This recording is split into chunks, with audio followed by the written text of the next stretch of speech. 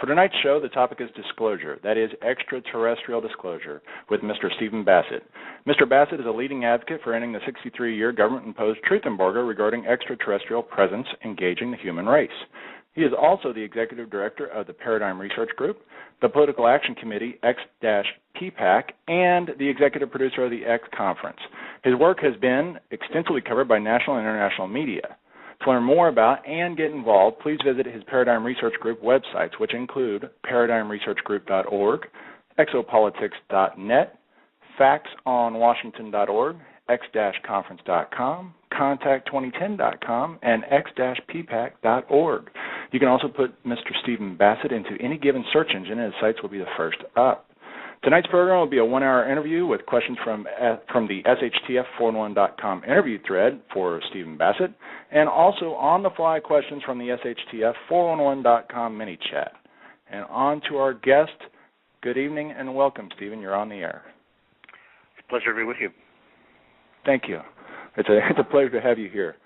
So, tell us about disclosure. Disclosure is the fundamental goal of an exopolitical movement that's been underway now for a good solid 20 years, going back to 1991. It is a capital D disclosure, and it's a formal event. It is the acknowledgement of the extraterrestrial presence by world governments. It is the day that the leading governments of the world, starting with likely a single nation, probably the United States, acknowledges what, well, many millions of people have already figured out for themselves, that we're not alone in the universe, that non-human intelligence is gauging us right now and has been for some time. It's a big event. Mm-hmm. It's probably the most profound event in human history. It's a big deal. There's a lot involved, a lot of implications. And achieving that event is the goal of this movement. It's that simple. What now, with your personal involvement, how did that begin? I mean, you know, I was actually watching some interviews with you, and from what I understand, you personally have not seen a UFO. I was a skeptic, but about 3 years ago in Panama City, I saw a UFO. How did you get involved with this? Well, just one doesn't need to have seen a UFO or have had contact with extraterrestrials to figure out that this is a real subject and the issue is important. Mm-hmm. It's like there are a lot of very fine physicists out there that have never seen a quark, but they devote their whole lives to studying them. My story is not special. I simply decided I wanted to get involved in something that I felt was important and might help make a difference in the world, and I made that decision when I was in my late 40s. I had a background in science and business and stuff that really didn't amount to much, but I'd always had an interest in the subject. I'd always been paying attention to the odd article, the odd story that would turn up regarding this phenomena. And just based on what I had seen by about the age of 20, I was fairly certain this phenomenon was real. But so what? What do you do about it? There really is nothing I could do about it. However, by the time I initiated my involvement with the issue in '96, this whole thing would move quite far along, and it seemed to me that it was getting ready to get resolved. It's taken longer than I thought, frankly, but I understand why. So that's it. It's really not a complex story. I'm an activist. There are activists involved with issues all over the world, environmental issues, anti-war issues, you name it. My issue is resolving this political impasse that we call the truth embargo, which was the policy of the United States government, initiated by the U.S. government, informally in '47, formalized by early '53, and with the support of its allies, that the issue of the presence of these beings had to be suppressed from the people. It had to be contained to the extent possible, using whatever tools the government had available, until such time as the government was ready to reveal it. That policy has served its purpose and has to end. What would be the now, as far as you being an activist, I've been listening to you, and you are a great activist. I've been really impressed with some of your presentations and your line of thinking. But let me ask you, what do you believe is the number one reason for the suppression of extraterrestrial life in combination with our life or interacting with our life? Why are they suppressing it? There's not a simple answer to that. There's a book there, a couple of books. Well, there have been books written about it. I certainly encourage your listeners to read UFOs in the National Security State by Richard Dolan, both volumes. His recent book with Bryce Zabel, AD After Disclosure. Missing Times by Terry Hansen. These are books that kind of give you a sense of the history of this. This is a very huge story. But the short answer to that very important question, one of the top 5 exopolitical questions that you can ask, is that the government was faced, whatever the government knew about extraterrestrials prior to 47, and we think they did know something. We think that there's evidence of things happening going back even into the 30s, but it was very well contained, not a public problem, not a public issue. But all that changed in the early 47 when an explosion of sightings occurred all over the world, which is to say the ETs became more active, more aggressive, more open, ostentatious. At this point, the government was faced with actually having to address the public's interaction with this issue. At the same time that they were by then aware that the Soviet Union, which it clearly was going to be our next opponent, was working on the testing of their first atomic bombs, that they were working on missile systems just like us, using German scientists just like us, and that we were headed for potentially a nuclear war. The next war would be nuclear. This was a big problem. And in the middle of that, they've got extraterrestrials flying all over the place, making little effort to not be seen. Then they had a crash vehicle at Roswell in early July of 47 that was seen by a lot of people, and bodies were seen. They had witnesses all over the place. They really, at that point, they understood this issue has to be dealt with in a very aggressive way, and they had to make a decision. They made that decision by 53, and that decision is that whatever the phenomena posed for the human race, the public's involvement with it had to be contained. That was the decision they made for national security reasons. The thinking was that by 53, of course, the Cold War was well underway, and they were envisioning a nuclear war of mass destruction. And the argument was raised, I'm sure, that the presence of extraterrestrials becoming common knowledge would just create too complicated a geopolitical equation to solve. The potential for destabilization or a mistake would only be greater. And then until the Cold War issue was more understood, or at least resolved perhaps, this issue had to be contained. So the Cold War became not only the fundamental rationale for maintaining the truth embargo, but it made the cover for it, because under the cover of the Cold War and all that we had to do to, quote, defend ourselves against the Soviet Union, provided them all of the tools and cover they needed to conduct whatever they needed to do to address the ET issue. If that meant propaganda, if it meant disinformation, if it meant building underground facilities, whatever they needed to do, they were easily able to do, and no one was going to question it.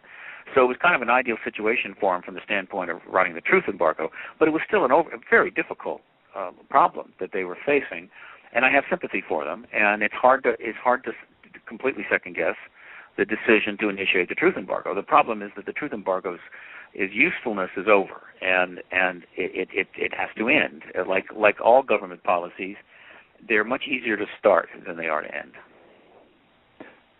Do you believe that there are any governments in existence right now that are in collaboration with ETs? I do not think there is conclusive evidence of any formal arrangements between governments and extraterrestrials. There is anecdotal evidence, there is some secondhand reports, there's plenty of theories, there's plenty of rumors, but the evidence is not conclusive. And so I can't say that.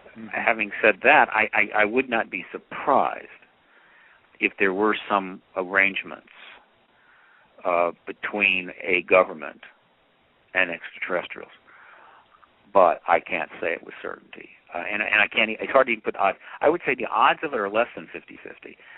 But of course, this is just numbers we're picking out of the air. But I think it's worth noting that I understand why people are very intent on theorizing that. I understand why they're very suspicious of that possibility.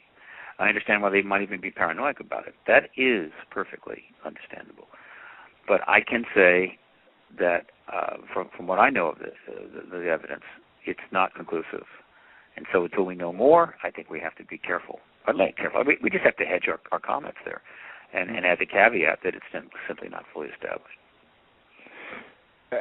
I mean, let's say, we're seeing a ramping up of either, I think there is a degree of, call it disclosure on any given topic through the mainstream media or even through television shows that are kind of jaded or steered in a direction. And we're seeing, like, I believe it's MS or NBC that has that television show, The Event.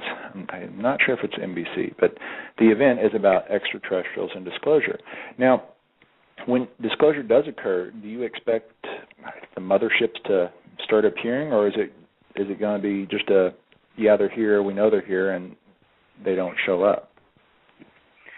Another one of the top 5 exopolitical questions. When is contact? Now, when we say contact, we mean formal contact, open contact. Mm-hmm. There's plenty of contact going on. There are tens of thousands of reports that have been amassing in the research files of those that are addressing the issue of contact with of human beings with ETs of different types. But it's not formal, right? And it's usually not by invitation. So there's plenty of contact, but formal contact, that's one of the key questions. Obviously, I don't know, and only the ETs know because they'll make that decision. Mm-hmm. But it is not an unreasonable speculation that formal contact might well precede or come after disclosure. That this self-acknowledgement event, which is a non-trivial matter, where the governments, who people still need to rely on and do rely on, all people have social contracts with their government. And without government, I assure you there would be chaos in this world, unpleasant chaos.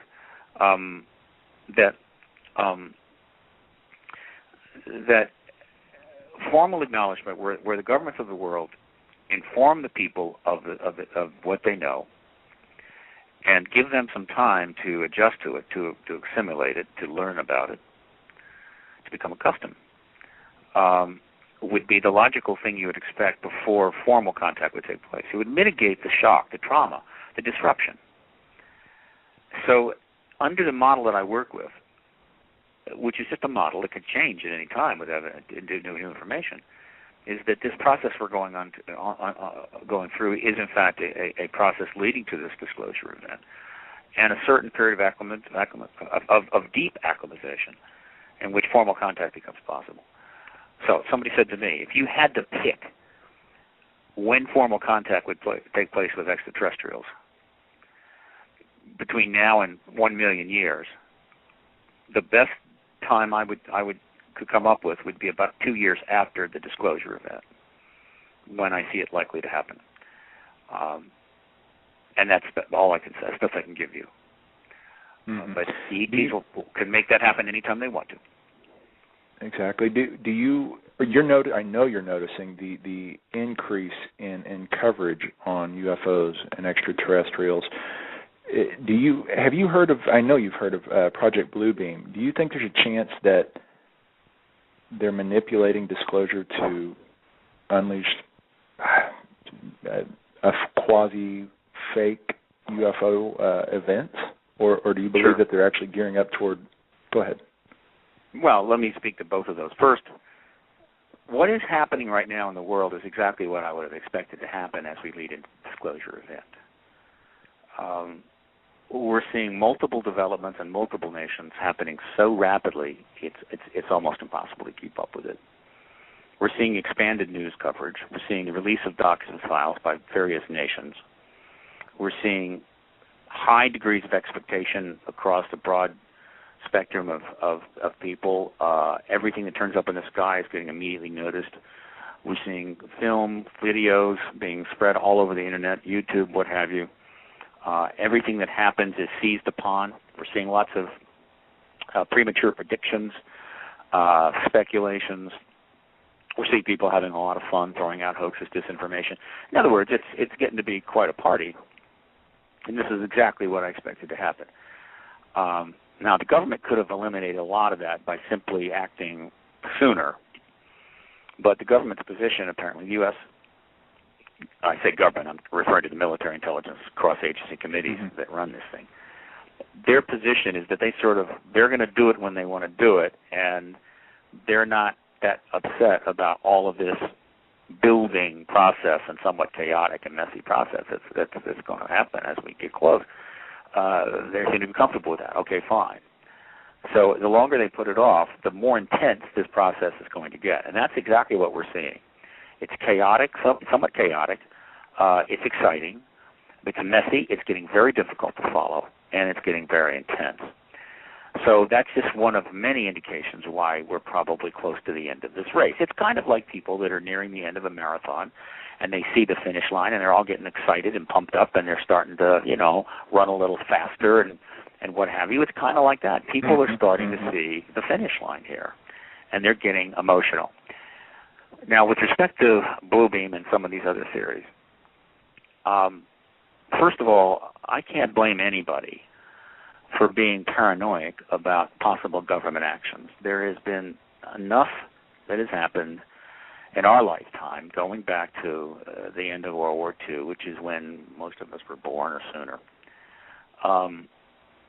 to start to distrust government intentions. Too many abuses of power, too many violations of the social contract, too many lies, too many misrepresentations, hidden deals, and what have you. Not just here, but elsewhere around the world. So that people are very distrustful of government, particularly when we're talking about big things. And so the concerns that are being raised about the potential misuse of this event are justifiable, understandable, but that doesn't mean they're true.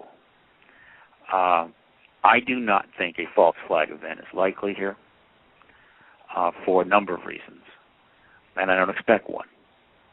I'm pleased that people, though, are raising that issue. I'm pleased that people are paying attention, but I hope that we'll keep a certain perspective and not get too carried away.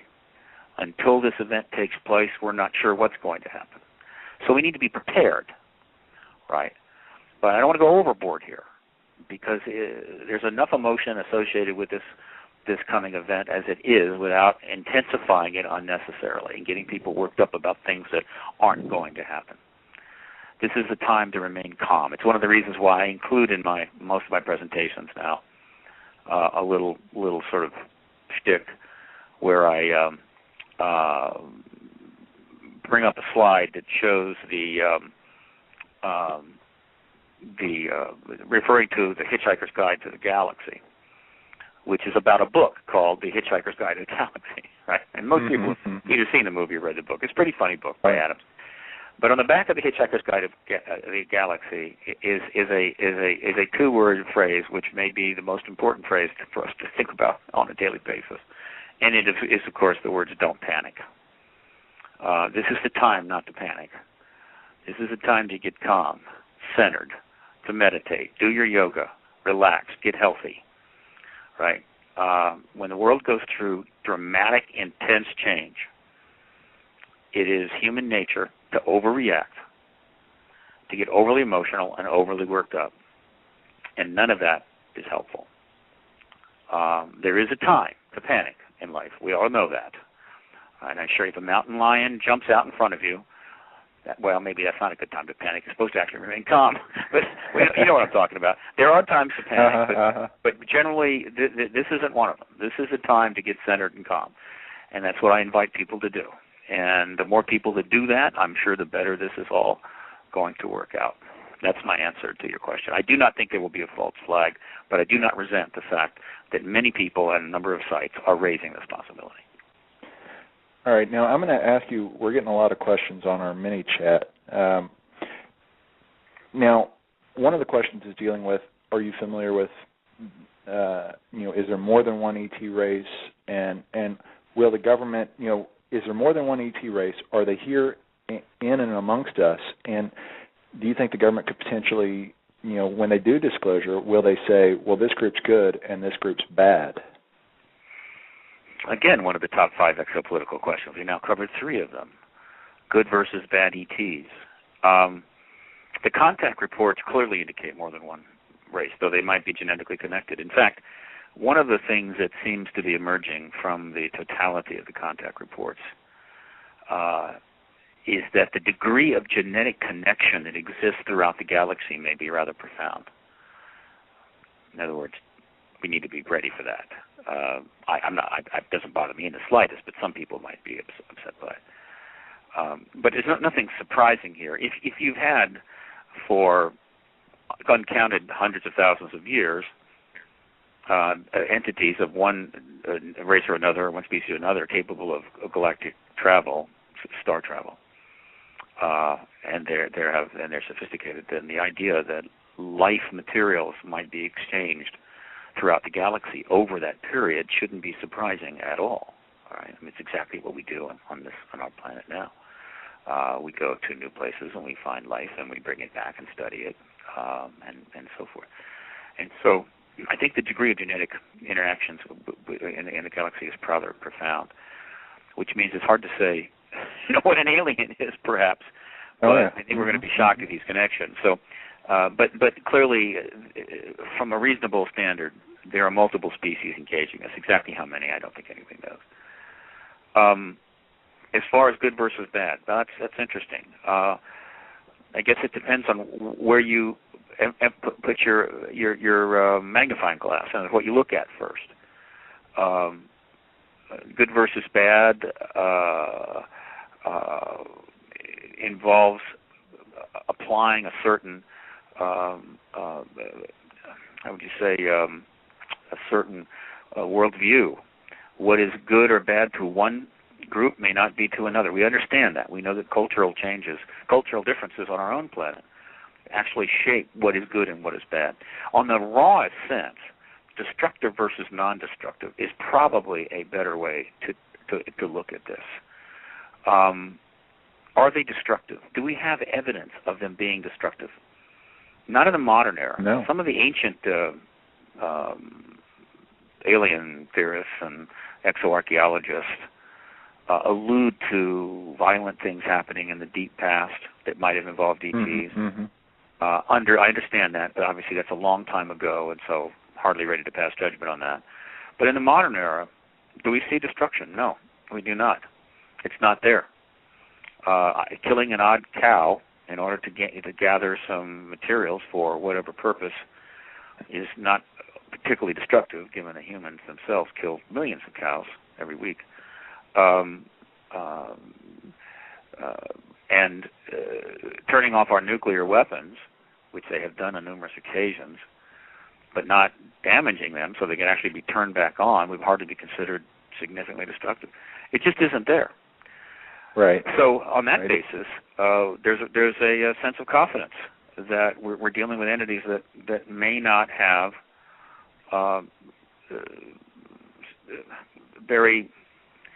may not have bad intentions, right? There are other indicators that things may not be too bad.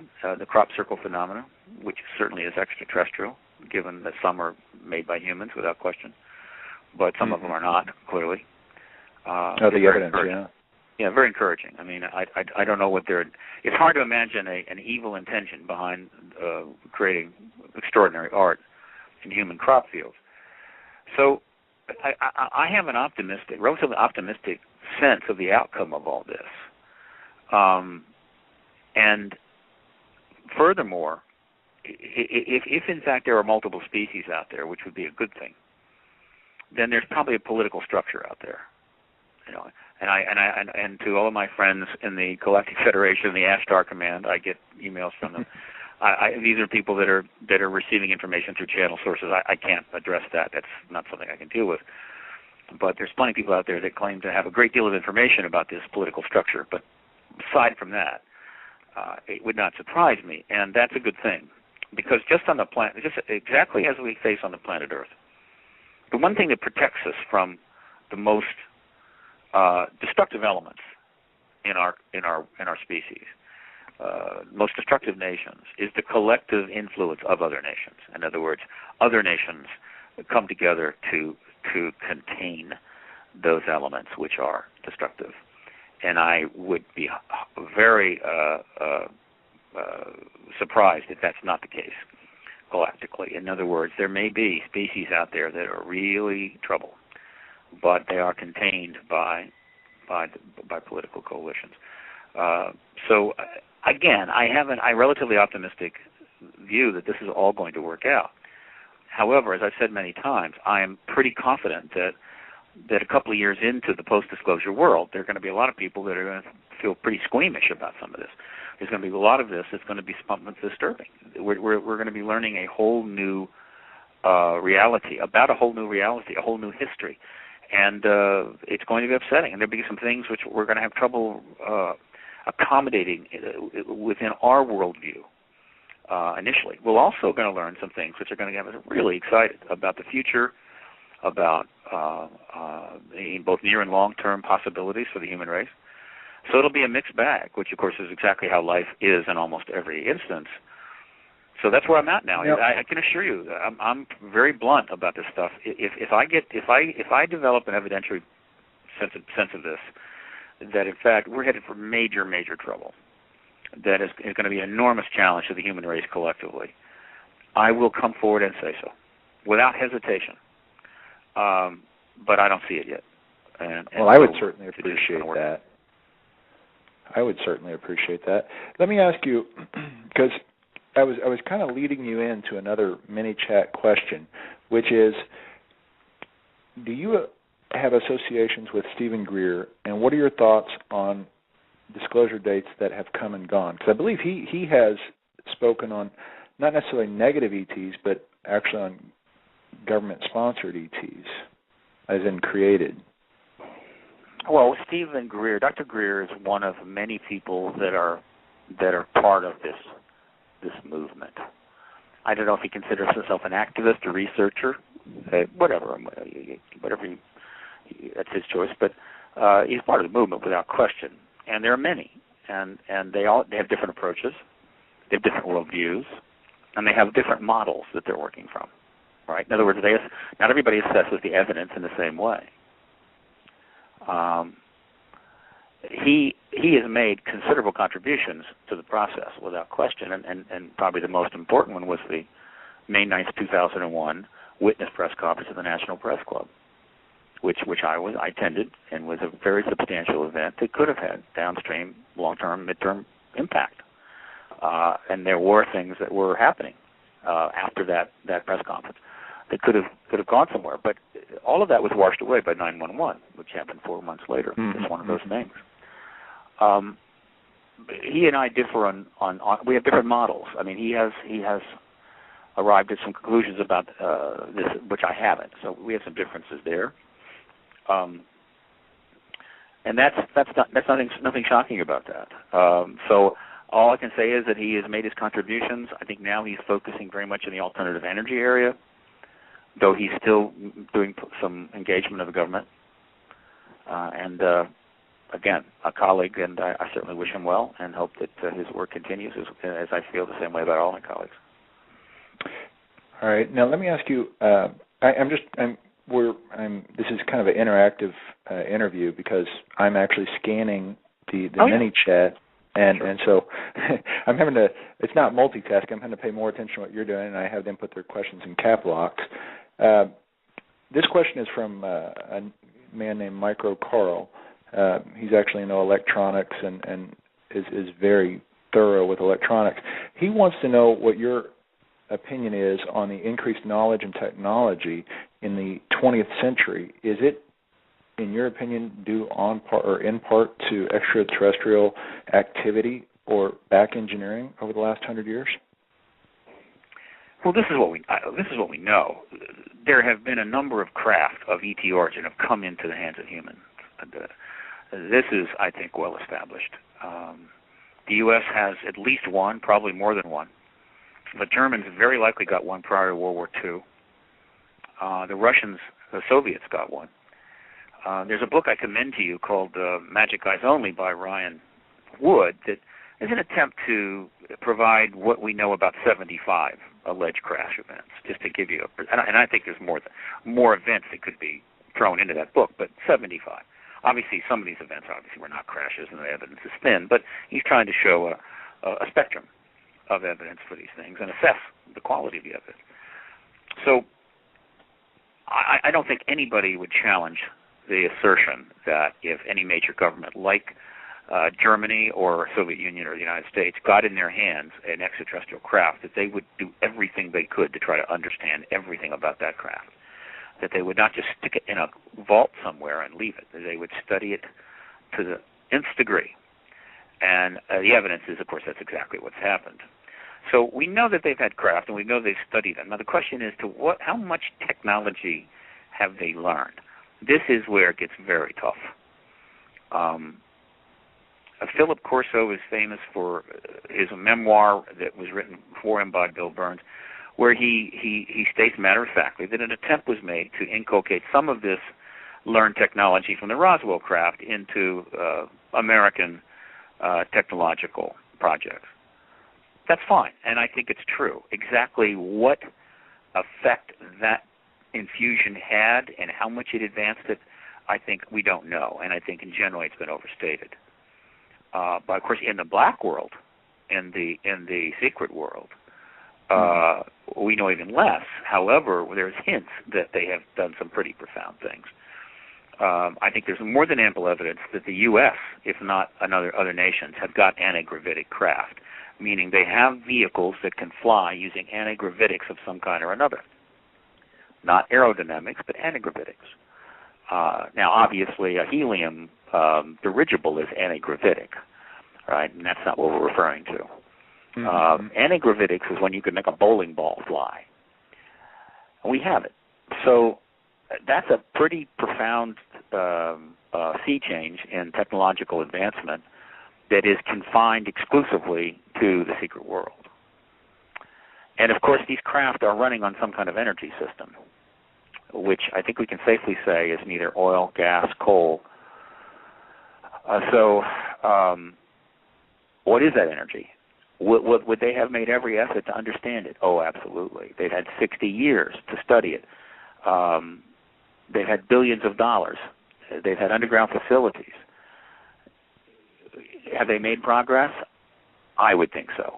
And do we know for sure how far they've gone with the energy? No. It's much easier for us to assess. It was much easier for us to know that they had figured out antigravitics because we see the damn craft being tested or on the ground than it is to know how far they've gone with the energy. This is much trickier.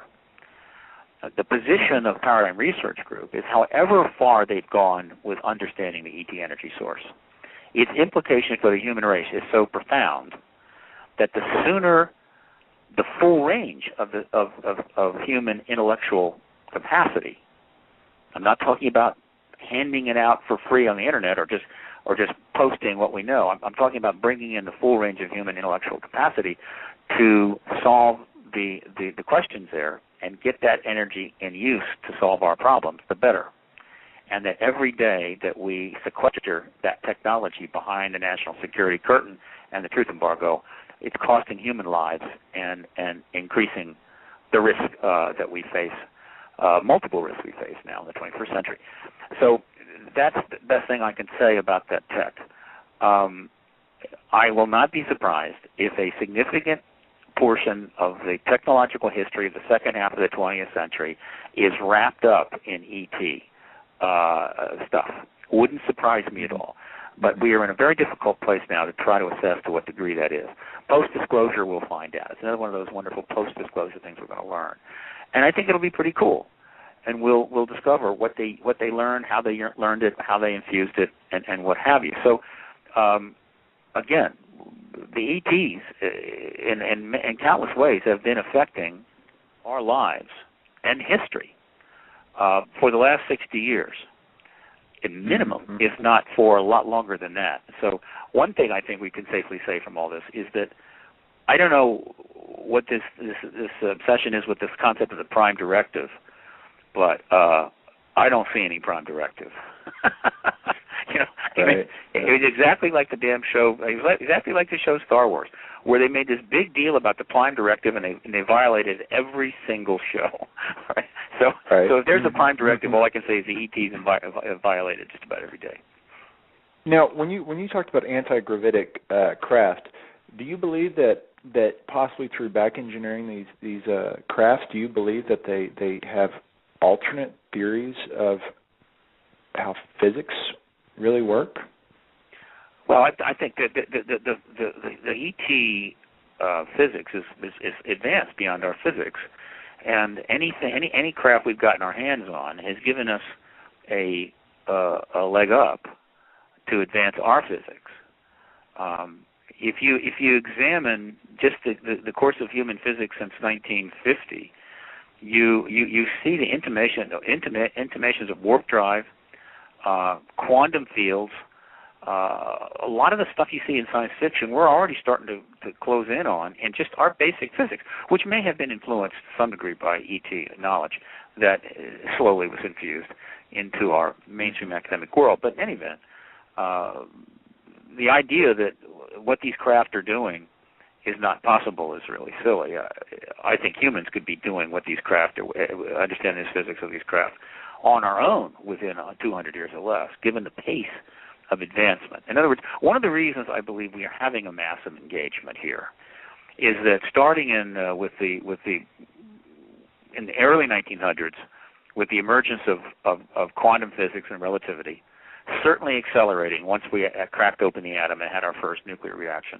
From that point forward, we have been on an ever-increasing, exponentially increasing technology knowledge curve that is going to put us in control of huge amounts of the physical world very soon. I mean, 100 years from now, even, and this, of course, creates enormous risk for us as a species, because the world is a very dangerous place, and the powers embedded in the physical world are enormous. And so I think one of the truths about all this that I can't prove but suspect is that the presence of these ETs, their mass presence, the escalation of their presence and involvement, is directly connected to that we've reached this point, and that they have to be here at this point. Because if they weren't, and if we don't get some sort of, how would you say, third-party interaction, that we would take this new physics that we're going to be learning over the next 100 years and essentially turn it on ourselves and eliminate our species, something like that. I mean, this is science fiction and it's speculation, and yet there is a powerful synergy here that can't be ignored. The timing of things, right? The actions of the extraterrestrials from time to time. Even things they directly say to contactees on their craft. They take them up and they'll actually say this to them, right? Or they'll actually say it. They show images about how we're a danger to ourselves, how we're going to destroy the environment, how our weapons can destroy us. So we're not just picking this out of the air. There seems to be a connection between the technological learning curve we're on, also our environmental impact, also our population growth, and the presence of these extraterrestrials at this particular time. Not that they haven't been around for a very long time, but the engagement that's going on now is of a different type than I think we've seen in the ancient past. It's global, it seems to be going somewhere, and it's happening in a time, of course, when we have the technology to understand, to communicate, to archive. In other words, ETs can turn up 6,000 years ago, and the remnants of that event would be tiny and at best mythological. Now, when the ETs turn up, the remnants are going to be photographed, videotape. I mean, the whole thing's essentially going to be on YouTube. And so this is of a different type. This seems to be a sort of the culmination of a very long engagement with us that goes back a very long time, and this culmination leads to a very logical outcome, and that is a formal understanding, a formal connection between the planet as a whole, the species as a whole, and some kind of galactic civilization.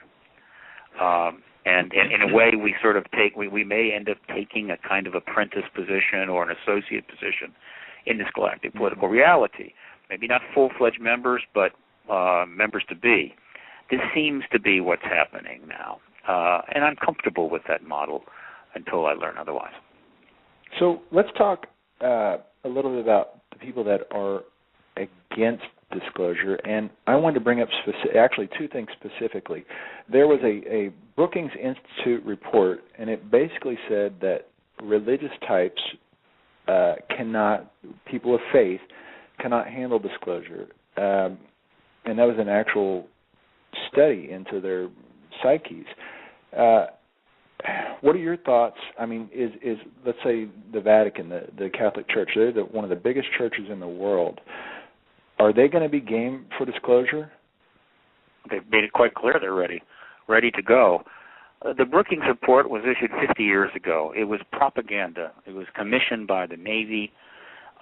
It was essentially a document that was created to help sell the truth embargo to the people inside government.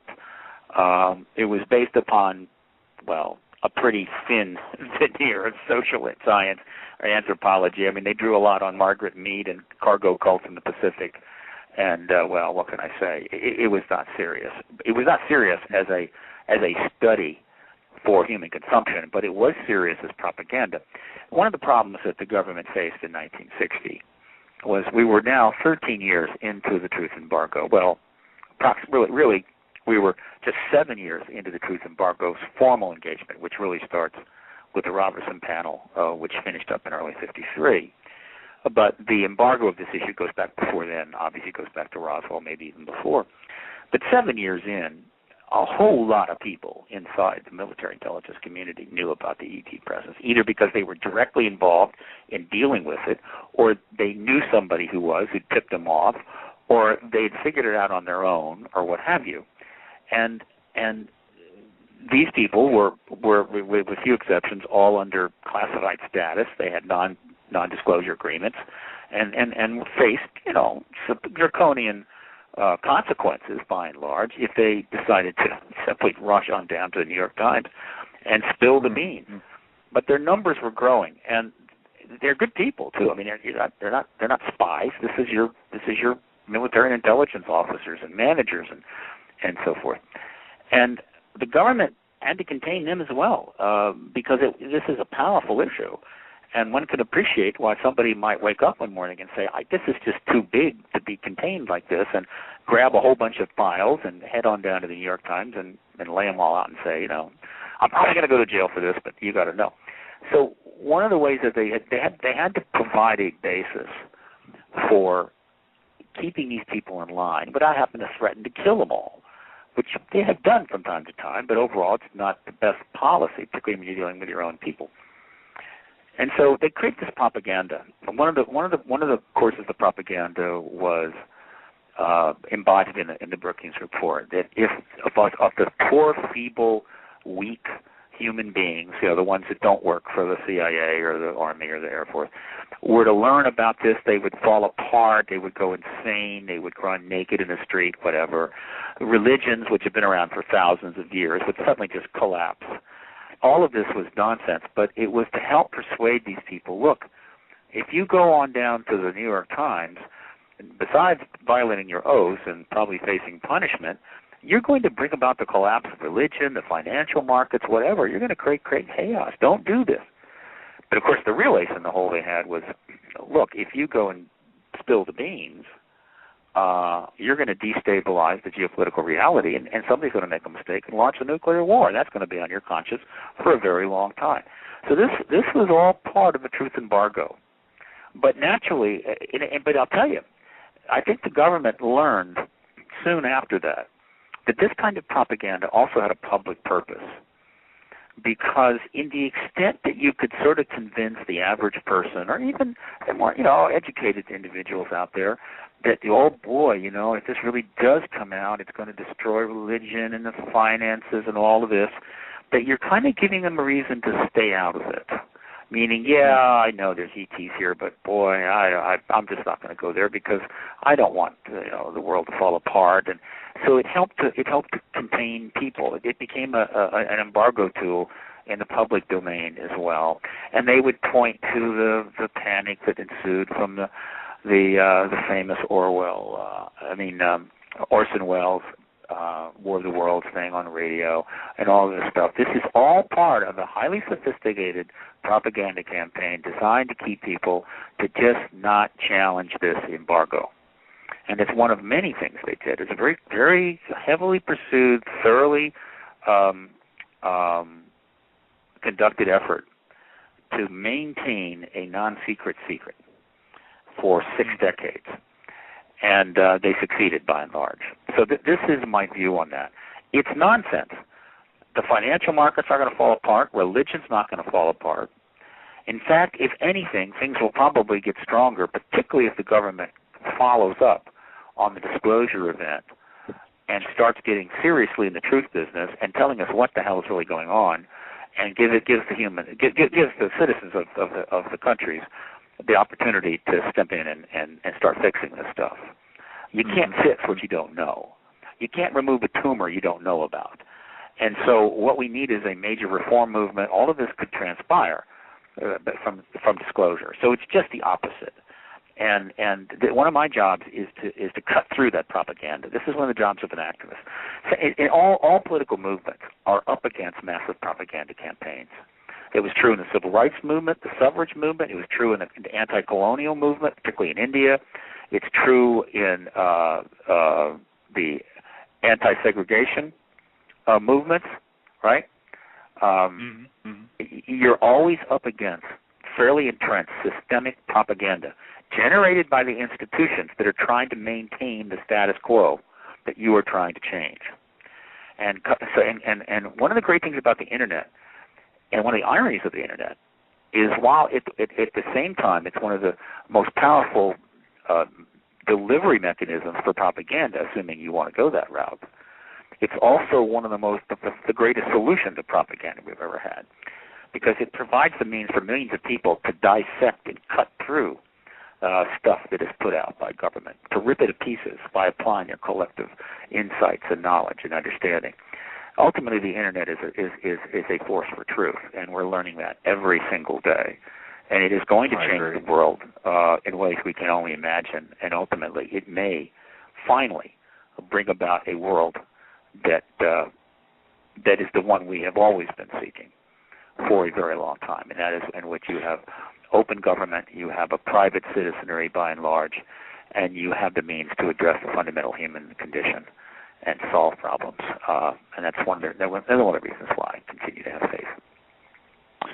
Now, as your lobbying and your political action has moved forward and you've been a growing presence, what has the reaction been on Capitol Hill towards you specifically regarding alien or extraterrestrial disclosure?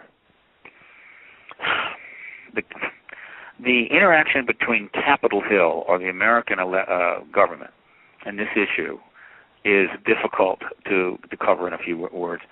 I commend you to, there's no better place to go than Grant Cameron's site, presidentialufo.com. Which he is Wednesday night's guest. Yeah.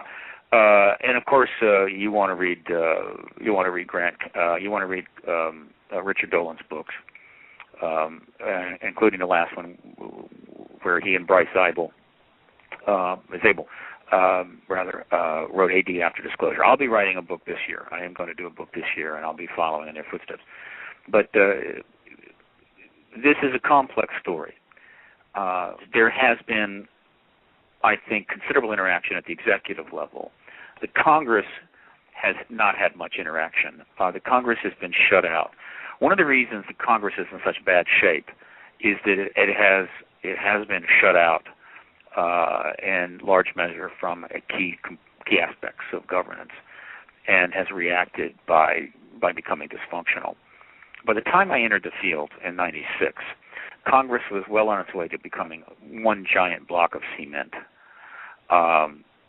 Useless, really. I mean, dealing with Congress is like bouncing ping pong balls off a cement wall. They cannot get anything done. They don't listen. They have little to say. They're just embroiled in massive grade school level partisanship. They are fundamentally dysfunctional. Not all of the parliamentary or not all of the governing groups around the world are this bad, though a lot of them are not good, and they're all sort of tending downward. But the U.S. Congress is really in crisis mode. It's in ICU.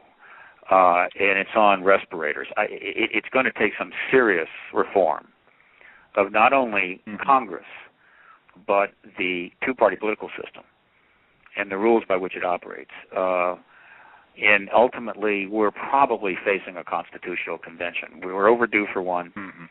It'll be a three-ring circus, but I think it's going to be required. It's going to take a constitutional convention to bring not only our Constitution into the 21st century, but to create some of the endemic impasses and problems that we face that are essentially grinding the United States slowly into dust.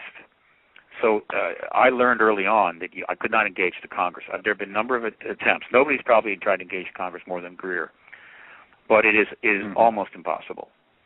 And so we have CRG is primarily focused on the political media. And educating, informing, and pushing, even shaming the political media has been its principal lobbying focus. The media, particularly the political media that operates in Washington and the power corridor between Washington and New York, has the ability to end this embargo almost at any time. All they have to do is simply step out and start asking a few key questions and then back that up, and it's over. And we think it's much more likely the political media will do this before the Congress will do anything meaningful.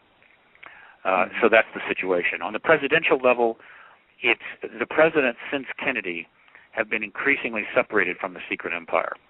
And so their engagement, knowledge of, ability to influence the massive secrets complex that we have has diminished to the point where they're not a factor. And so while we certainly send messages to the executive branch through the media and through our actions, those messages are ultimately, though, intended not for the president so much as they're intended for the military intelligence management committees. The president of the United States will not effectuate disclosure, and military intelligence committees will. In other words, they will make the decision. They will contact the president, and the president will oblige. The president does not have the power to bring about disclosure. A president could try, but it would be so dangerous without the cooperation of the intelligence structures that it's almost inconceivable they would risk it. And so we're at a point where the most momentous event in human history, if it is to be triggered by the United States, will not be the president's call. It will be a decision made by cross-agency committees in the military intelligence world who, on their assessment, and I believe this is their assessment, it is time to end the truth embargo and acknowledge the extraterrestrial presence, and the president will be so informed that he, in this case, will be the disclosure president. That is the nature of things now. The last president, I believe, who really thought he could bring about disclosure was JFK, and I think he actually started to make some moves in that direction. And I guess all we can say about that is that he made a lot of moves in a number of directions. He was way ahead of his time in those regards, and he was not able to complete any of those moves. And I think there was a very strong lesson learned from that. And so since then, no president has been really a serious threat to, with the possible exception of Clinton, who could have ended the truth embargo under the impetus of Rockefeller, one of his friends, Lawrence Rockefeller. Let me ask you one last question. We've got about 5 minutes left, and I want to keep it to an hour because I'd like to have you back on sometime. Sure. This question is kind of broad, and so I'm going to try and sum it up and see what you can answer. Now, they're ending the space shuttle program. We're looking at economic collapse. They're really pushing for disclosure. There's people talking about 2012. there's people wondering about, the sun and how it'll affect satellites in 2012. Apparently, we're going through a solar cycle that's kicking up. Do you believe that disclosure is leading up in this direction because of an impending galactic event? I don't have much confidence in that. There have been impending galactic events forever, and the world is going to be toasted, burnt, inundated, full-flipped forever. I believe that a lot of the sensibility that you see about that is more a reflection of the deep angst and paranoia that people are starting to feel and the lack of control they feel over their lives and even over their species' destiny. And so they look to these kinds of things more readily. I do not believe some cataclysmic event is coming. I do not believe the world is in grave danger, though obviously a meteor of great size could impact tomorrow, so we need to spend a lot more money looking for those. That would be nice instead of launching stupid wars or burning money in the street.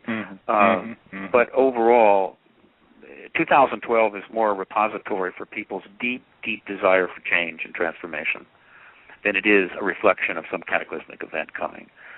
I believe that the presence of extraterrestrials and the need for disclosure is more tied to our again what I said earlier, the fact that as a species we are now in the midst of a an accelerating learning curve that is going to bring the power of the physical world more and more into our hands, and that unless we have a fairly substantial worldview change and unless we become fully knowledgeable about the reality of things, which is we're not alone in the universe, there's multiple species out there, that we are more likely going to go off into the woods and do some serious damage to ourselves. And so there's kind of a bar mitzvah going on, a kind of coming of age thing happening here. There's a birthing process going on.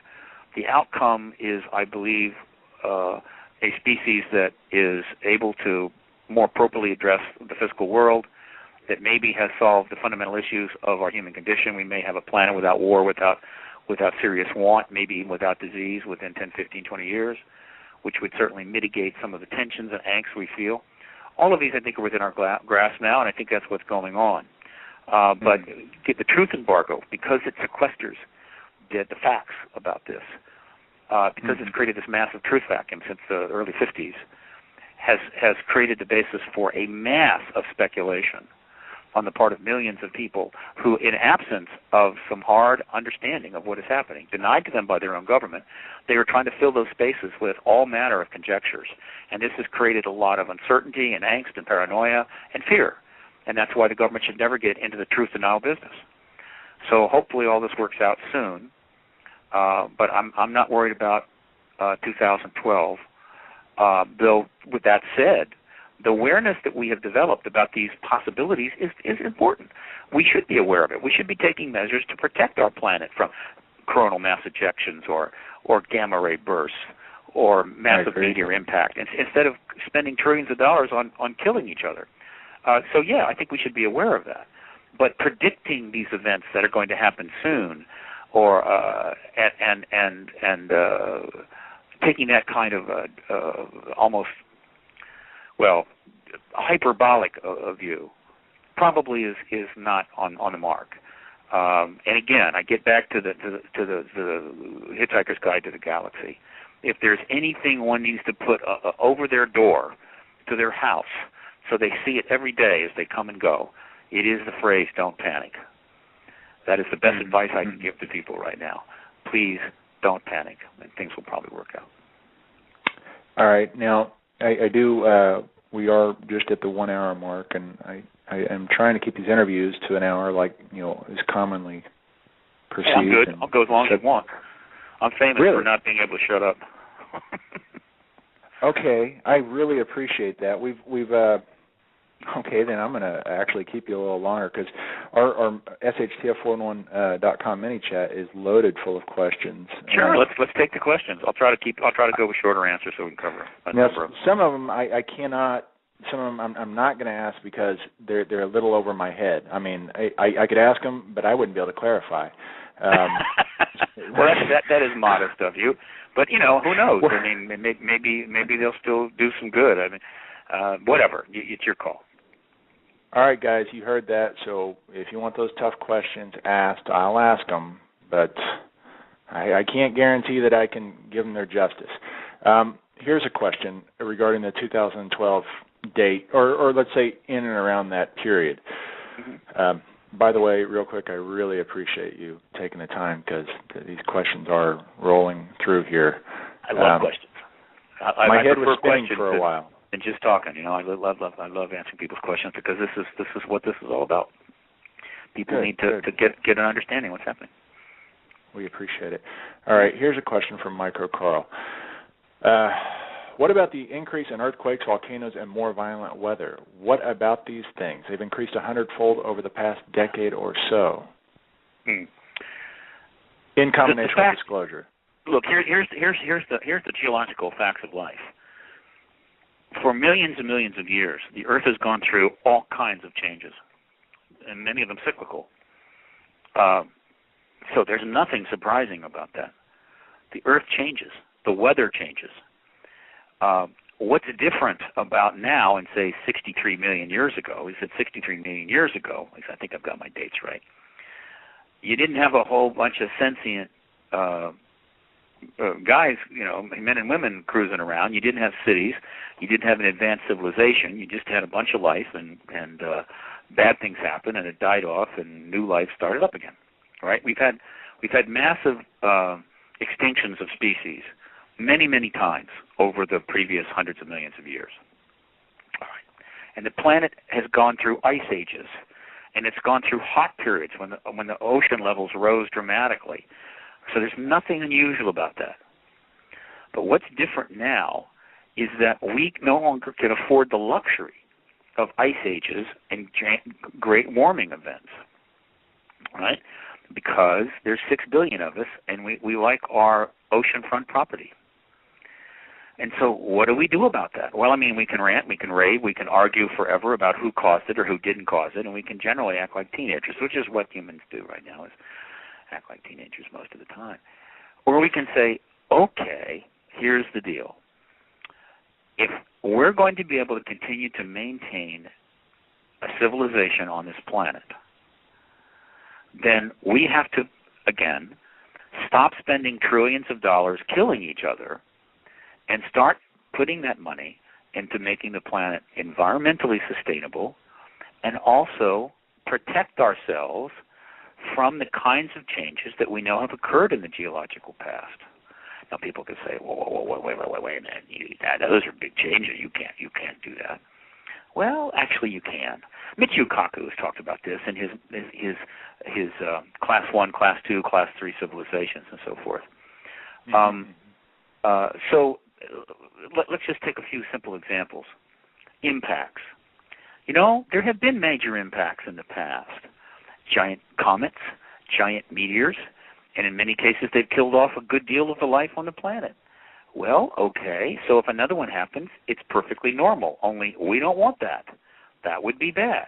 And so consequently, we should be devoting a considerable amount of our resources to scanning the skies for every conceivable, possible entity or that could turn up, that could impact our planet. And then we need to develop the technology, like anti-gravitics, to ensure that if something like that turns up, we can go out and simply divert it from its path so that it doesn't hit us. Good. That's actually pretty easy. We could probably do that now. Maybe the government already plans to do that now, since they already have anti-gravitic craft. But I would hope that we would develop it sufficiently so that there would be no mistakes. So there, problem solved. Now let's talk about temperature control. We can't have another ice age. All right? If we have another ice age like the last one, it will kill off about 4/5 of the human race and destroy most, if not all, of our infrastructure, sending us back to the Stone Age, which does seem just a little bit Sisyphean, if you know what I mean. Roll the rock up the hill for 9,000 years, and then it rolls all the way down to the bottom, and you start over again. That seems to be wasteful. So we need to temperature control the planet. Well, how could we do that? Well, it's not that difficult, actually. Most of the energy that comes to this planet comes from the sun. It also comes from geothermal. Geothermal is relatively stable. The sun is not. If we want to temperature control the planet, the easiest way is to build screens in space, solar screens in space, obviously pretty big, but they don't have to be pretty thick, and then position them in double geosynchronous orbits, meaning geosynchronous not to the orbit around the Earth, its orbit around the Earth, but also the Earth's orbit around the Sun. It's a little more complex, but it's doable. So that these screens, once put in place, can reduce by a small percentage the amount of sunlight coming through to our planet, and thus cooling it if it's getting too hot. If it starts to get too cold, you reposition those screens so that instead of blocking the sun, they actually reflect additional small percentage of sun energy toward the planet on a regular basis, thus increasing its heat. Now that's one way to temperature control the planet. There may be others, but we need to go before our leaders need to come forward and say, look, folks, you don't want another ice age, so let's temperature control the planet. So there's two things. How about three? The third major threat to the human species is what is called megavolcanoes. Well, we've got them.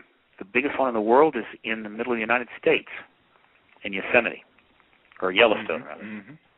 Well, if that thing goes off, my friend, your foreclosure, the foreclosure of your house will be the least of your problems, right?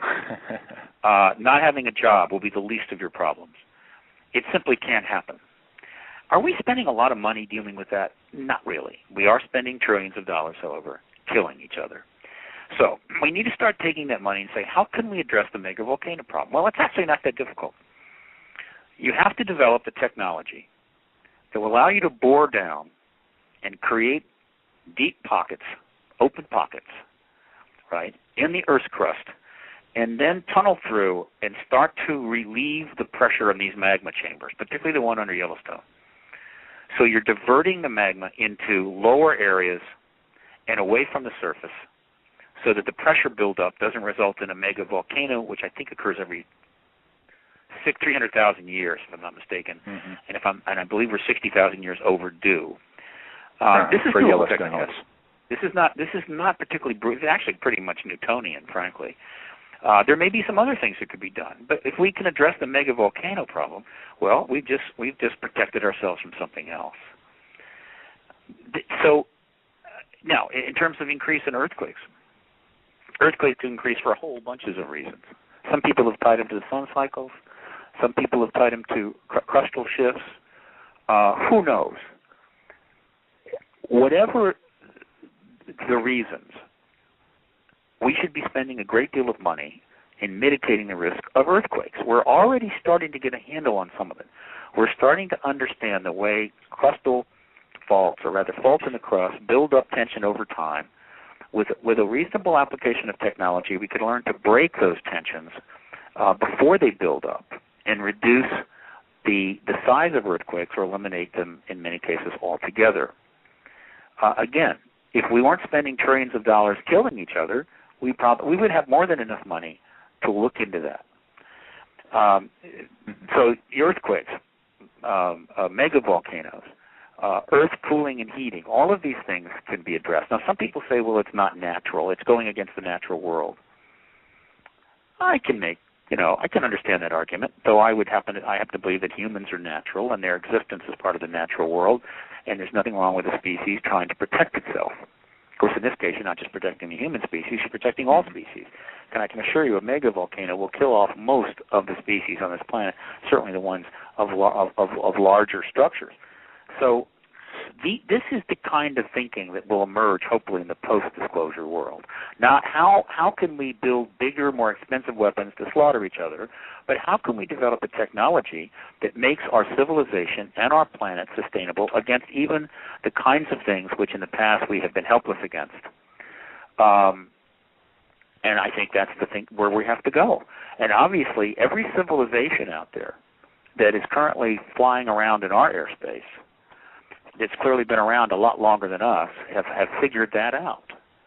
And they have probably protected their own planet from these kinds of issues, and we need to follow their suit. Let me ask you this, because it's building. I've got a couple questions that you're building in that direction, and maybe that's the reason that the questions were spawned. But now we can look at, because this is kind of a dual part question here. we can look at the military-industrial complex, and we know that they make money with oil and exhausting resources, and they make money with bombs and using those bombs. And what you're listing off is, I see the credibility in saying that we can prevent all these things, that we can learn to harness and, so to speak, ride the storms out or make them more subdued. How do we, if this technology is basically already there, the aliens have it, or the extraterrestrials, how do we bypass these groups that are just set on making it a pay by life pay as you go kind of thing? If that makes sense. Here's an analogy that I like to use. Prior to World War II, you had a whole bunch of factories in the United States for making goods and services for the people, pots, pans, cars, whatever. Along comes the war, and they recondition those factories to make tanks, airplanes, and bazookas and what have you. And of course, people were paid, and it actually boosted our economy, brought us out of the depression. And then after the war was over, a lot of these factories, most of them were reconfigured to make goods, regular goods again. All right.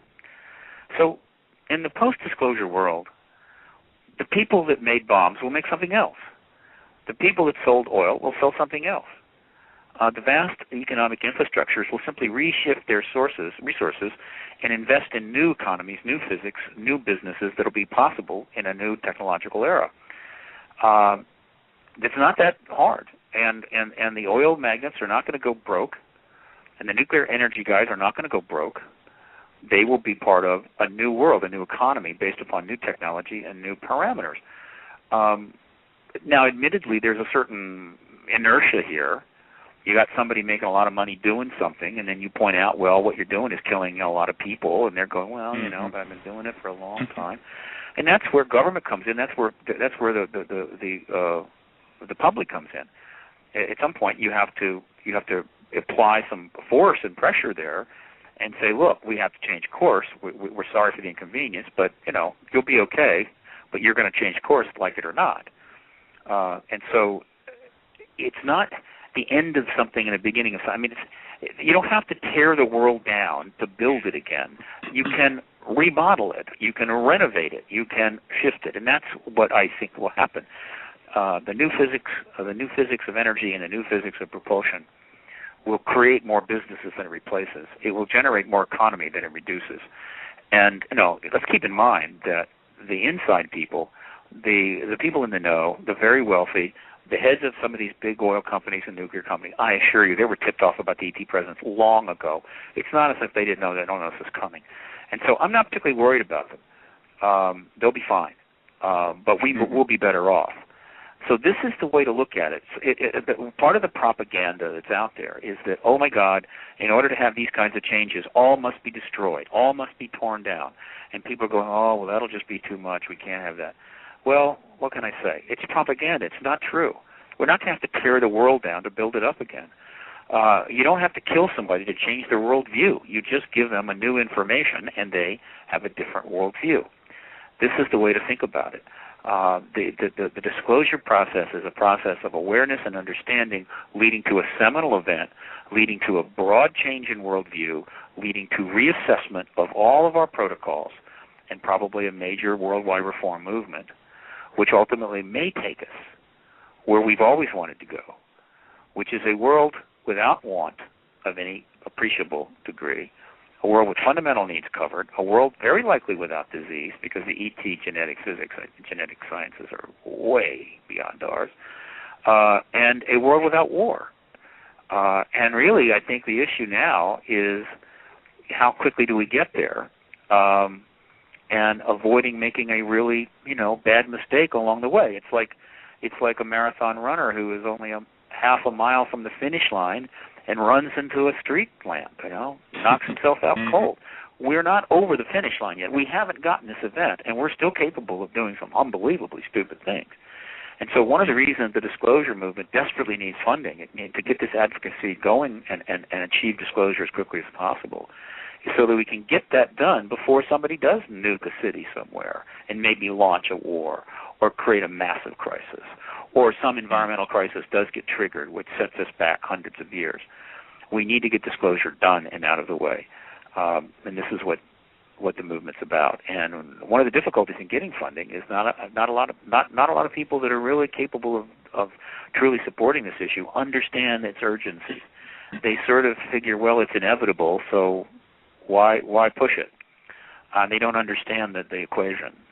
And any day, tomorrow even, something could happen in this world that could set us back decades, if not hundreds of years. And disclosure thus gets put off. Of course, the ETs again can intervene if they want. I mean, they can intervene and force the disclosure issue anytime they want. Maybe they will, but I can't count on it. So we need, but it's also there's a lot to be said for acting responsibly. It would do wonders if governments would start acting responsibly and people would support that kind of responsible governance.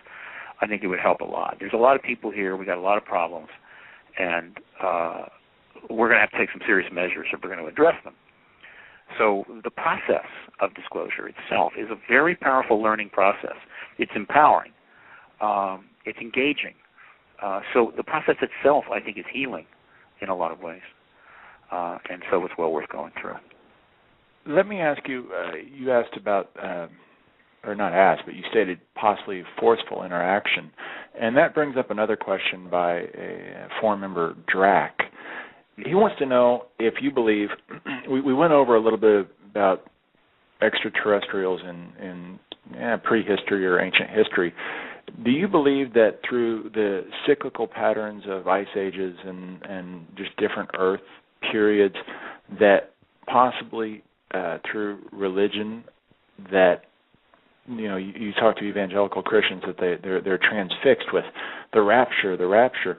Do you believe that potentially, because there is, I don't know where the disclosure movement is coming from, but there's definitely it's like I feel like it could be any day. Do you believe that we're moving toward potentially a disclosure that would be on the verge of Earth evacuations based off of cyclical events that could be known about? No, not at all. I believe sense, that right? This is not about. Well, I mean, I can't prove it, but if you look at the history of this is not about the Earth is going to get hit by a meteor, 20 miles wide in some particular date, and the ETs are here to, tidy up and grab some DNA before we all get blown to hell. This is connected to the emergence of atomic physics in the early 1900s, the dropping of the bombs on Hiroshima and Nagasaki, plus the advancement in our biotechnology. Remember, it's not just in nuclear physics. We have been making big advances in biotech, and we've got biowarfare labs all over the damn place. And any day now, some idiot's going to come up with a virus that can kill just about everything, and the thing is going to, escape out of the lab. So, I mean, we're just a danger to ourselves. And it's hard to address that. It's hard to think about us being a danger to ourselves. And so people transfer that idea to an external danger. The sun's going to toast us, or a meteor's going to blow us up. So I think if the ETs are here en masse, it has to do with that. Let me also state, because you touched on it, when the dust is cleared on this, down the line, 5-10 years, I mean, we're going to find out that there is an ET connection to just about everything in our history, which intertwined, going back as far as we can go. Not just in human history, but going back into the life history of the planet a very long time.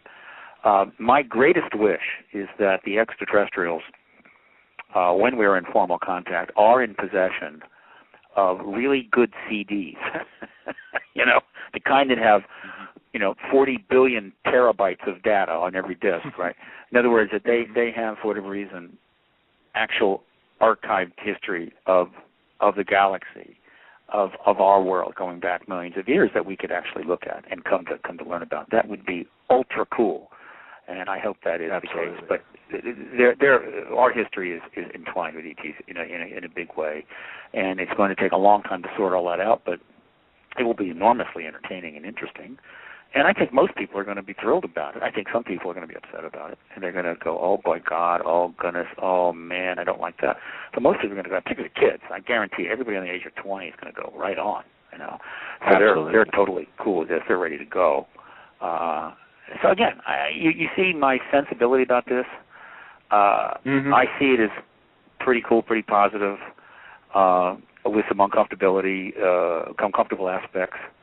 And if we don't panic, I think it's going to be fine. Now, you mentioned the intertwined nature of ETs or throughout the history of the Earth, and we have a question from Wile E. Coyote that you led right into it perfectly, so here it is. Mm-hmm. With the combination of the governments across the world collecting DNA,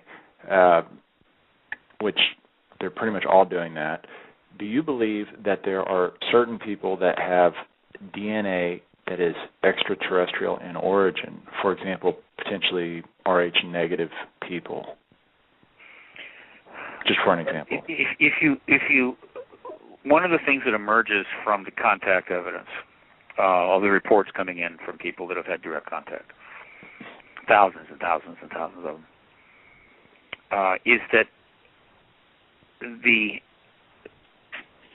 extraterrestrials are clearly interested in our genetics and our DNA and so forth. I think they're interested in all DNA and genetics. I think that genetics and life is there, as I've said many times now, they're stock and trade. And the best way I can put this is, though there's some speculation about this in recent physics, but it's purely speculation. I think the fundamental laws of physics are the same throughout the entire universe, and so how suns develop in our galaxy is how they develop in the next galaxy and a galaxy over that. And the fundamental aspects of quantum mechanics or whatever, the nature of subatomic particle, all of this, it's the same. And they knew that a long time ago, okay? They're probably teaching that in elementary school. It's not that, it seems complicated to us maybe, but it's not that complicated, right? How a sun works, not that big a deal, frankly. So that's old news to them. But what I think is still a massive challenge to them, and should be, is life. Life is really complex. And more and profoundly, it is able to develop in separate biospheres throughout the universe, throughout galaxies and in other galaxies. And every biosphere is different. It's unique. And so the life that emerges in that biosphere is an enormously complex, unique world. This, I think, they find interesting. This is what challenges them, and this is what intrigues them. And so for a very long time, they have been traveling the stars and engaging life. And I think that they are the masters of it. They are the masters of DNA. They can move DNA from one star system to another. They can combine it. They can enhance the species. They can do lots of stuff. In other words, they are the master of eugenics times 20. So to the 20th power. And not surprisingly, this seems to turn up over and over again in the contact reports. Their interest is in our life, in our DNA, and obviously a particular interest in sentient life, right? Sentient life is a non-trivial thing. When a being becomes has enough connections up there in their brain, and there's enough computer up there, all of a sudden they become self-aware. This self-awareness, particularly when it's refined, is a pretty profound thing. And they've got it, and we've got it, and so in that sense we have that in common. So their interest is that way. And so I believe they've been transferring genetic material from star to star for a very long time. I believe we have genetic connections out there. I believe they have been involved in the genetics of human life and life in general on this planet for a very long time. Can't prove it, but it certainly is likely, and the evidence in the report seems to point to that. Now, what they do with that knowledge, where they go with it, I don't know. But I'm not going to be shocked by anything along those lines that emerges in the post-disclosure world. And for some people, this kind of knowledge will be upsetting. This is part of the upsetting stuff. Some people are going to be very troubled with the idea that perhaps a great deal of our aspects and our qualities as a sentient being may be in fact contributed by non-human intelligence from elsewhere, as opposed to purely coming from a divine source. These are all going to be interesting questions, and some people are going to be a little disturbed by that. Well, I don't have any doubt that they will not adjust. Religion is an extremely tenacious aspect of the human condition, and it doesn't rest on any one pillar. And so while there may be some changes of perspective in a post-disclosure world, do not look for religion to fall apart. It is not going to fall apart. It is going to be around, and it's probably going to grow. I see more people probably entering or connecting up with a face of one kind or another in the post-disclosure world than there are now. Again, some of the myths that have been created during the propaganda. So I'm not too worried about religion, but it will undergo some rethinking. It will undergo some adjustment.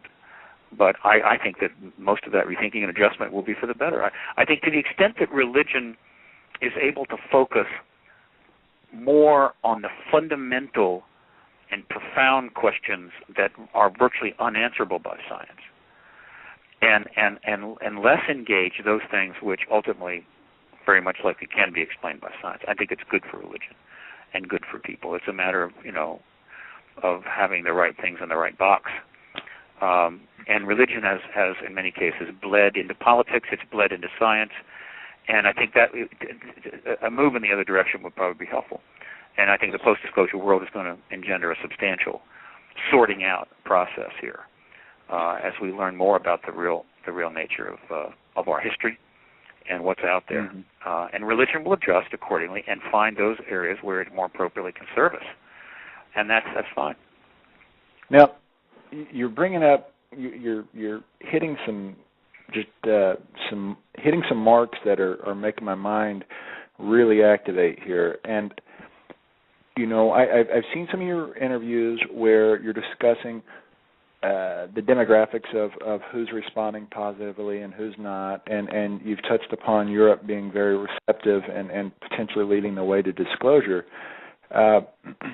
But you just said something that Von Hillman, one of our forum members in the mini chat, just brought up. He said, you're saying, in essence, that E.T. is potentially the god of DNA and created man.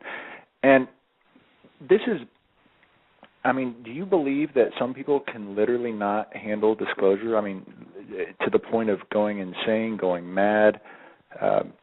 Where do you see which groups of people will have the most problems with disclosure, and what do you see being the ramifications of that, I guess would be the question. Well, let's touch that first one, though. I'm not saying that ETs are the gods, are gods. They're not. And that they created man, no. I don't think the ETs know where this universe came from any more than we do. It's interesting to note that when, on occasion, they are asked about that by a contactee, who, with a moment of, when the opportunity arises, they have a chance to maybe ask a question, and not surprisingly, they say, is there a God? Right? Or do you believe in God? These questions are often asked. Not often, but occasionally asked by contactees. The answer is invariably yes. We're not. Well, is there a God? Yes. Do we believe in God? Yes. Now, they could just be humoring them. Who knows? But I know that's interesting and notable. No, what I'm saying is that wherever life comes from, or however it gets going, and there are some well-developed theories about that they have become the masters of it. They understand it to a far greater degree than we do, though it's still a challenge to them. And they may have been involved in our development, right? Just because they may have had some genetic impact on species in our biosphere over the millions of years doesn't mean they created life here. They didn't. Probably, almost certainly didn't. So they've affected us, not necessarily created us, right? So when we genetically enhance a flower, right, to make it more red, Does that mean we created the flower? No. But we alter it? Yeah. So they've been interacting with life. But that shouldn't shock anybody, because humans are now manipulating life all over the place. Nothing unusual about it. We're just uncomfortable with the idea of manipulating human life, human DNA right now. It's for us the more complex moral question. Fine. No argument there. But they're coming from a different place. So it's not quite that dramatic. But there are still fundamental questions that science cannot address yet. There are fundamental answers that science cannot provide. And I think religion is always going to be there and service that. And it has something to do with the needs of the sentient, self-aware animal. I mean, we're getting into some real deep water, but the world is more complex than we know. And so one of the things as a secular man that I have come to accept after 15 years in this field is do not jump to, don't throw anything out the window easily. Don't be careful about what you're prepared to completely dismiss, and be much more tolerant of people's worldviews. So people that have religious faith, when I was a younger man, I had no interest. I had no interest in that, and I really didn't have much interest in them. If you were a strong religious person, I'm going, we're just in different universes. That's it. I don't feel that way anymore. I think there's some things here we still have yet to learn. I think there's a lot of things the ETs have yet to learn. And so all of that should be quite interesting to engage later on. So as far as people going nuts, again, this is primarily propaganda. If the one thing that could possibly that might generate a great deal of turmoil would be, again, if governments were to make the extremely ill-advised mistake of trying to use this profound information to manipulate it and try to manipulate people, particularly through fear. In other words, lie about it, misrepresent it, and try to manipulate people through fear. They could definitely upset people. They could really give you a hard time and create some real problems.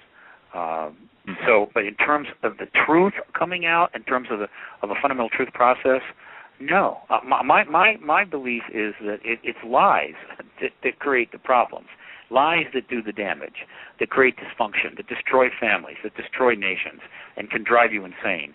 The truth, no. The truth is the solution, not the problem. And so the more we get in the truth business, the less we're going to have the kinds of things that people fear and bring up. So there's an interesting paradox here, where you have a body of thought developing that if we start telling the truth, we're all going to get upset, when history has clearly made it obvious that what upsets us is lies, right? Now, how we got into that little paradox, I'm not sure, but I think we were manipulated there. Because if you're in the lying business, and that's how you function, and that's how you govern, then you have a vested interest in convincing people that the truth is not what they want to have. They want more and better lies. And that's exactly what government has done, by and large. If you operate a certain way, then you need to convince people that that's the way you need to operate. So we're trying to break that paradox. We're trying to break that spell and say, no. In fact, it's just the other way. You get in the truth business, it'll be easier to govern. People will be more cooperative, and things will get done. But as long as you stay in the lying business, I'm afraid there's nothing good that's going to come from this, and you're going to see the slow decay of the very system that you supposedly are defending. I agree. Now, we've kept you over an extra 35 minutes, and I'm feeling guilty now. You got any questions in the chat room there? You got more questions there people want to ask? Yeah, actually I do, but okay, do you promise to come back sometime? Of course. Another time? No problem. Okay. Well, I was going to try and, give you an out there to... Nah, what else I got to do, right? Okay. Hey, cool. I was looking at your It's Monday schedule. night. I got nothing to do, so let's Okay. answer some more questions. All right. Well, hey, that's cool then, because we've got them. The next question is dealing with existing secret installations, government installations, military industrial complex installations. Right. What are your thoughts on Dulce, and does it exist, or any of them in the desert Southwest? You know, I can go on YouTube, and they've got several videos, there's a lot of books out talking about the advanced tunneling systems and the DUMS, which we know the DUMS exist, but you can find stories and accounts of supersonic subterranean train systems, or trams. What are your thoughts on that? Well, I think a supersonic subterranean tram would be a very cool thing. I'd love to ride on one day. Look, Richard Sauder, of course, has written several books on underground bases, and you want to read those, Sauder. I think we're going to see some more books in that genre. Look, the Secret Empire is really an empire. It's a big deal. It's huge and vast, and they spent trillions on it.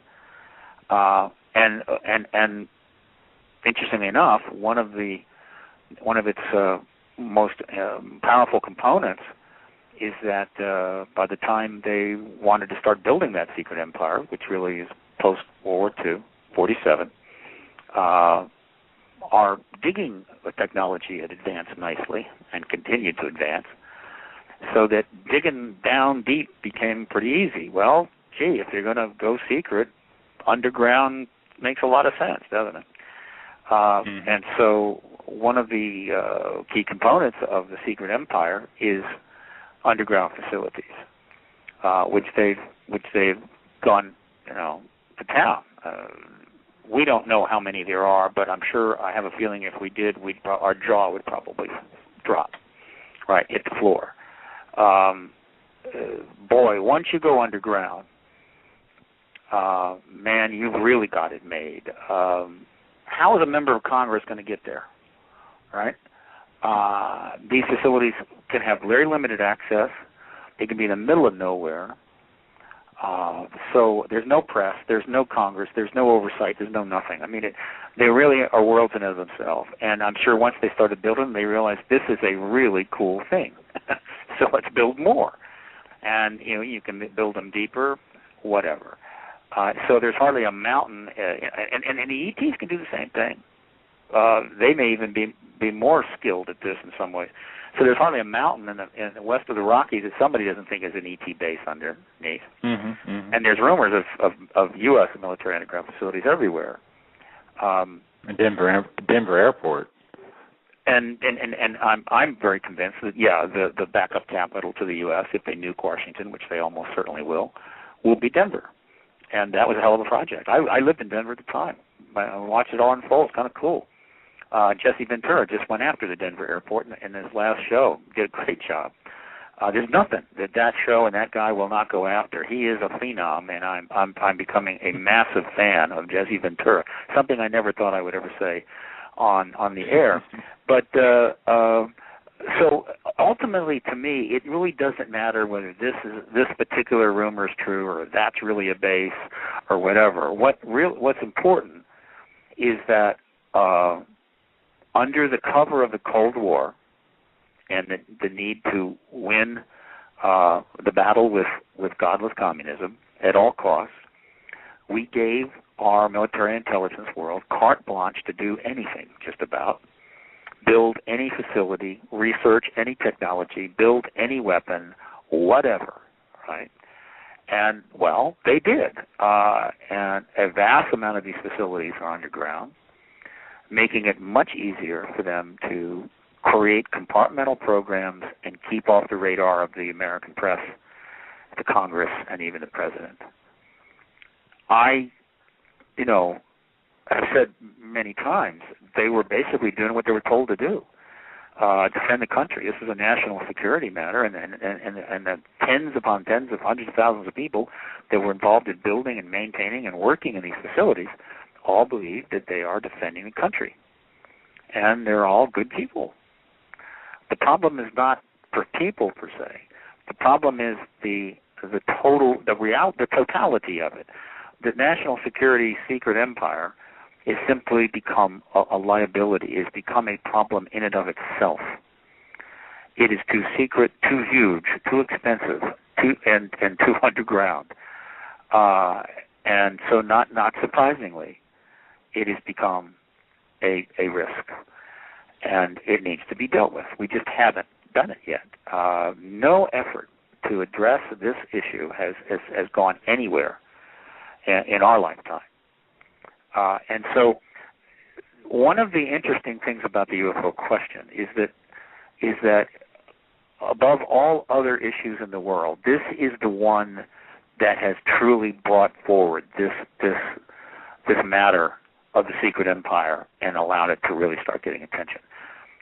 So if the secret empire is ever finally reformed, pared back, opened up, mitigated, and made no longer a threat to the Republic by intention or inadvertent, it will be because of the UFO ET disclosure movement and its success in finally bringing about disclosure. It's not the only empire. There are underground facilities elsewhere, but I don't think any nation in the world is. Well, the Soviet Union certainly built quite a few, but their economic collapse, not only after but before the dissolution of the Soviet Union, I don't know if they had the money to build the facilities we have, but I'm sure they've got plenty of them. There's nothing intrinsically wrong with an underground facility per se. Easier to heat and air condition maybe, nice and quiet, whatever. And if we did have a meteor impact or a massive coronal ejection from the sun, they would come in handy, though unfortunately probably only for the wealthy and the well-connected. Sure. So of course, intrinsically they're not. But the fact that there's huge numbers of these complexes that a member of Congress could get into for any amount of money, right, and that are almost virtually off the oversight of the U.S. government, fundamentally is a problem and a threat to the social contract and the Constitution. And so, I guess I'm not saying we have less maybe underground facilities, but I think we need more visitors. We need more public visitor days. Sort of like, by the way, you can go visit Cheyenne Mountain, and I think they made such a big deal out of that, is that, everybody thinks, hey, we get to go visit Cheyenne Mountain. So they're letting us see there secret underground stuff. And I'm going, you have no idea. Right? Cheyenne Mountain is nothing compared. That's like an old dilapidated 1900s house they got there. They got stuff to make Cheyenne Mountain look like a mud hut in the middle of the Mesopotamia in the year 20 BC.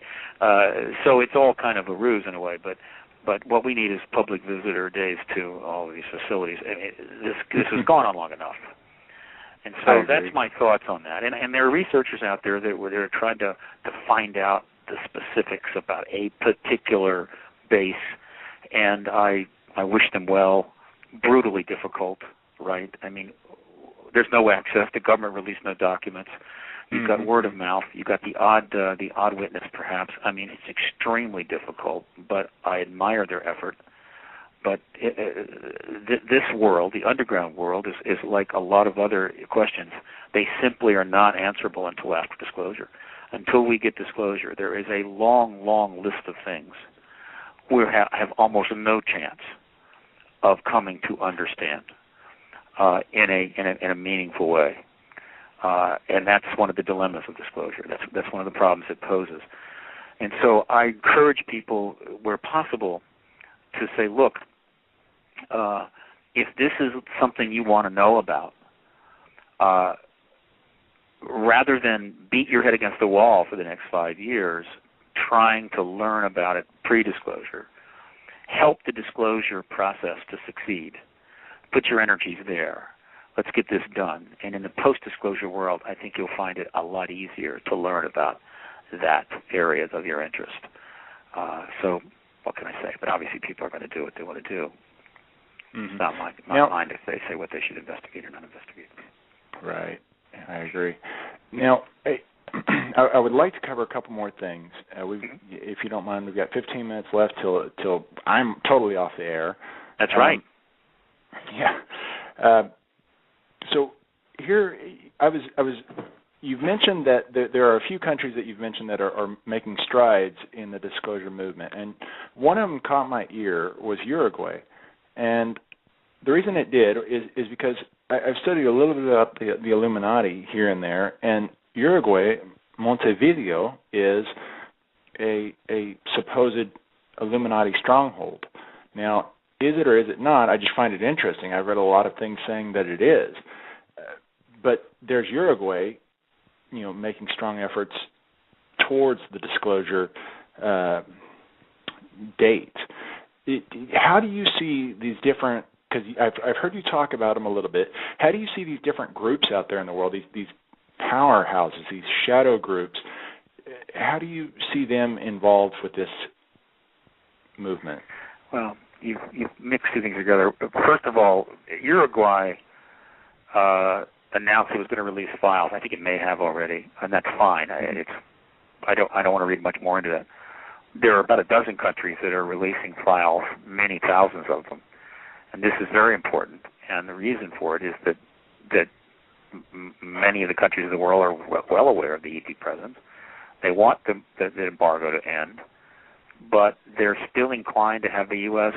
do it first. And so releasing all these files not only sort of gets these countries on the right side of the issue, meaning, hey, we're in the disclosure business, don't you know? But it also puts pressure on the U.S. That's kind of what's going on there.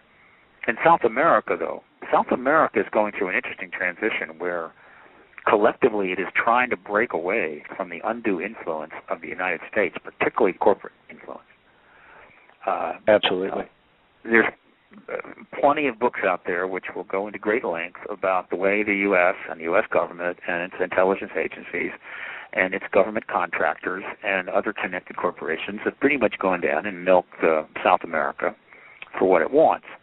And they're pretty much fed up with that. And so you're seeing an autonomy movement underway down there. And along those lines, you're getting a strong engagement in exopolitics by a number of countries, Brazil, Argentina, Chile. And in Central America, Mexico is starting to make some moves.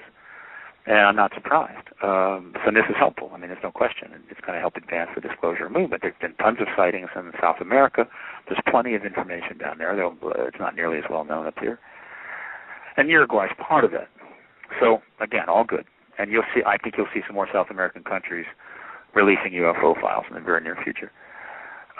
In terms of the, quote, secret societies and what have you, this is not my area of research. I have a lot of colleagues that focus on this, and I wish them well. I mean, this is really tough stuff. Absolutely. The history of secrecy, in a way, the secret history of the secrets. The human race, civilization, has been filled with secret groups from the beginning, and one of the reasons is that because human society is brutal and it has a very brutal history, and governance has a very brutal history. We're nasty dudes. I mean, particularly those that have power. I mean, you give a human power, and they better step back. That throughout the 9,000 years or so since the flood, if you were trying to advance a different way of thinking, if you were trying to do something different than the state, you either did it in secret or you didn't do it at all. Otherwise, you're done. You're toast. You're in a coliseum somewhere with a lion standing on top of you, or you're hanging from a cross, or whatever. And so it was necessary to create secret groups and organizations in order to avoid the power of the state. And so they are endemic and have been endemic in human history for a very long time. And so nothing surprising there. Now, some of these groups had noble intentions, and some of them didn't. I think in some cases you had good governance. You may have had a good social contract, whether it was with the monarchy or what have you, and you had secret groups that wanted to destroy that, and they had malintent. So a little of both, understandable.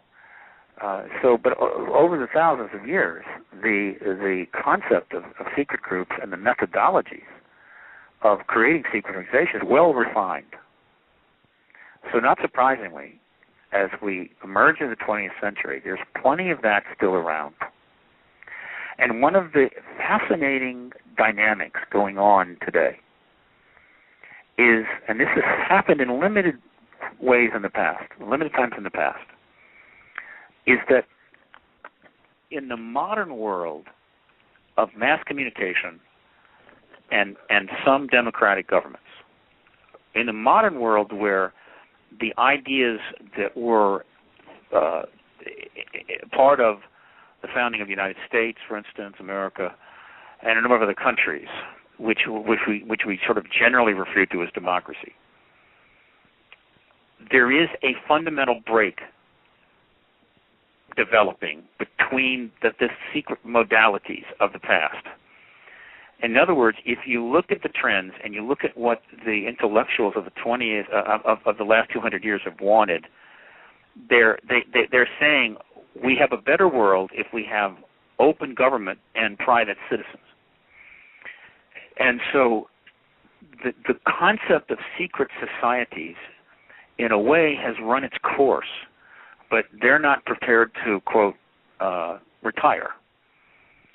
And so the dissatisfaction with secrecy as a means of government, including secret groups and secret societies and secret power, those that try to control from behind the screen, is growing every year. And ultimately, we are headed for a major confrontation between the human race in the collective and power being conducted from secret enclaves. I agree. It's not clear yet who's going to win, but I have a feeling the human race wins on this one. And one of the reasons is technology, the internet being first and foremost. It's beautiful. And so, really. And I'll go even further. The phenomena of WikiLeaks, which is now only 4 years now, and certain websites on the internet, as well as a television show like Conspiracy Theory. What you are seeing is the early days of the first true counterinsurgency being marshaled against the secret worlds and the secret modalities. And it's going to grow and grow. It's going to get very intense. So without condemning this group or that group, without going off on a tirade about the Illuminati, of which I know practically nothing, or the Masons, or whatever, pick one. Again, there have been secret groups with different agendas for a long time, some good, some bad, who knows. It's the fundamental aspect of secrecy and secret governance that is really the issue here, and ultimately what's important. And I have a suspicion that disclosure event will trigger the greatest age of reform in human history, and one of the principal targets of that reform is the rollback of secrecy and secret groups. And so it would not surprise me if a few years, 4 or 5, whatever, after disclosure, you don't have groups like the Bilderberg under strong disclosure mandates with mandatory cameras from the media in all their meetings, idiotic situations like the Bohemian Grove shut down as being just antiquated, Skull and Bones kicked off the Yale campus as being ludicrous and not conducive to a proper learning environment, and so forth. Now, it would not surprise me. We've only got about 4.5 minutes left. I've got one quick question, and then just a quick question, and then I want you to plug, what we can do and your sites and everything like that. The question is Jordan Maxwell has said that he's had attempts made on his life. He's been told to mind his own business and basically stay out of this or that. Have you had similar experiences? No. Nope. For whatever reason, I have been not bothered at all. I've had plenty of problems, but they're mostly just lack of funding and not having the resources to maneuver, so it's made life difficult. But no, I've been left alone. I think there are a number of reasons for that. I think your listeners, as they probably tonight, they sort of probably sense that my philosophical approach to these things is of a type that is not designed to create enemies, where it's unnecessarily create enemies, and also to see a bigger picture. Also, I've operated always in the open. I never encrypt. I never hide. I don't play games with phones. It's right there. If I'm surveilled, I don't care. So I'm trying to act in as non-threatening a way as possible. Mm-hmm. Also, of course, I fully endorse the concept that political advocacy has to be nonviolent. You cannot achieve anything of lasting value through violence. I agree. It never works. I do not encourage people to break the law, to reveal documents, that are classified or violate their oath. But I'm committed to bringing this truth embargo down. So perhaps because I operate from a certain perspective, they do not feel that I'm somebody they want to bother. Having said that, they may come after me tomorrow. I don't know. In general, I don't think much of this has happened since 2000, but I know people have been hassled and bothered, and it's not right. It's wrong. I prefer to have a world where that doesn't happen. No, I want to thank you for your time. I mean, I really was not expecting you to go over that long, over an hour, and here we are at almost 2.5 minutes till the second hour. Will you give us a quick plug on your websites and what we can do? We've got about ParadigmResearchGroup.org is the main site. Peruse it at will. I encourage you to pick up books, AD After Disclosure by Dolan and Zabel. One of my colleagues is a contactee. She just wrote an incredible book called it's out now, called The Art of Close Encounters. You can find that at theartofcloseencounters.com. I'm blanking, and that is Kim Carlsberg. And UFOs by Leslie Kean. This is an important book. You need to get that. Also, UFOs and Nukes by Robert Hastings. Extremely important book. Big developments there. And check into all that. Faxonwashington.org. Send your letter to the White House Press Corps, please. Fax it an email. Tell them you want them to start asking you tough questions or find another job. And if you know anybody out there that would like to fund this advocacy work at a higher level, PRG is going to need some serious funding if it's going to do another next conference next year and some of the other projects, because it got flattened pretty hard by the last one. So we're always looking for a major backer. We have a few supporters. They're all helpful, thank God, but we have yet to find that serious backer that allows us to do what we have to do. We're going to have to wrap it up there, Stephen. Yeah, we're down to a minute. I want to thank you. I hope you come back in the future. It's been a real pleasure. All right, let's keep talking until the stuff hits the fan, and then after that we'll put everything back together again and party on. Sounds good. All right, sir. Take care and good night. Bye-bye. Come after disclosure. That this self-acknowledgement event, which is a non-trivial matter, where the governments, who people still need to rely on and do rely on, all people have social contracts with their governments. And without government, I assure you there would be chaos in this world, unpleasant chaos.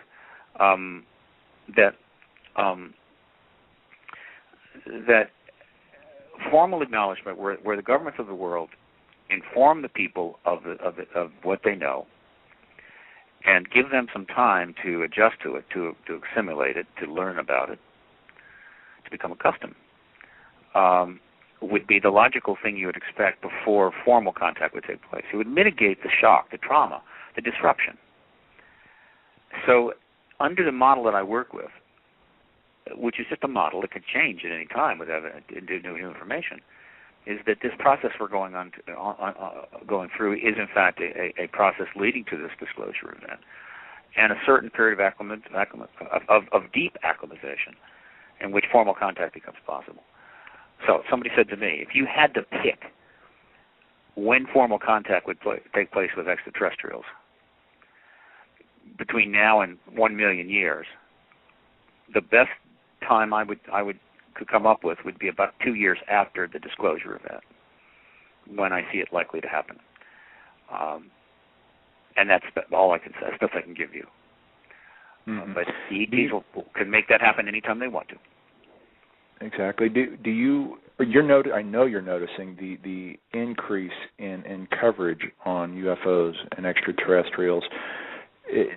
Have you heard of? I know you've heard of Project Bluebeam. Do you think there's a chance that they're manipulating disclosure to unleash a quasi-fake UFO event, or do you believe that they're actually gearing up toward?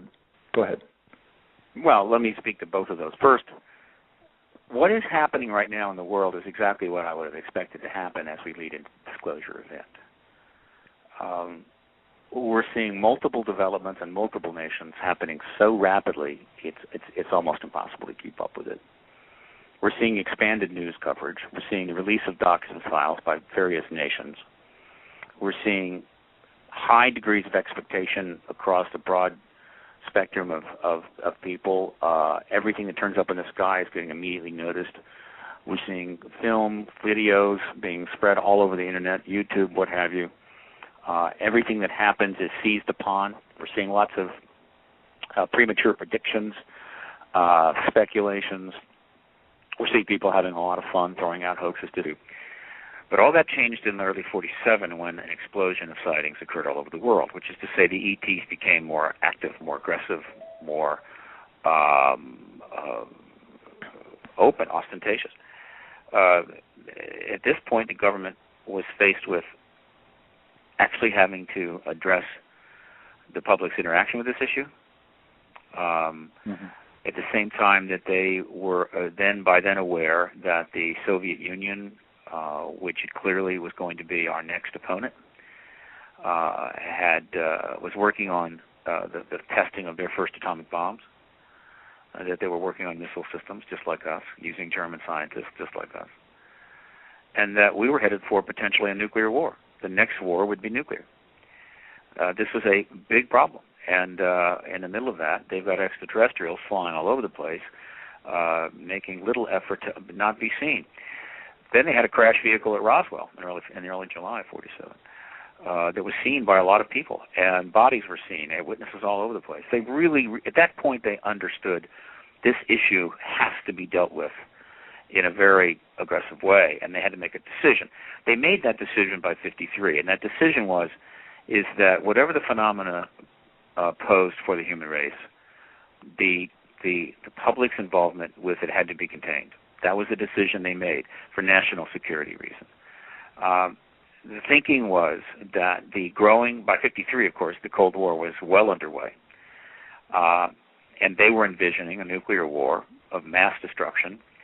And the argument was raised, I'm sure, that the presence of extraterrestrials becoming common knowledge would just create too complicated a geopolitical equation to solve.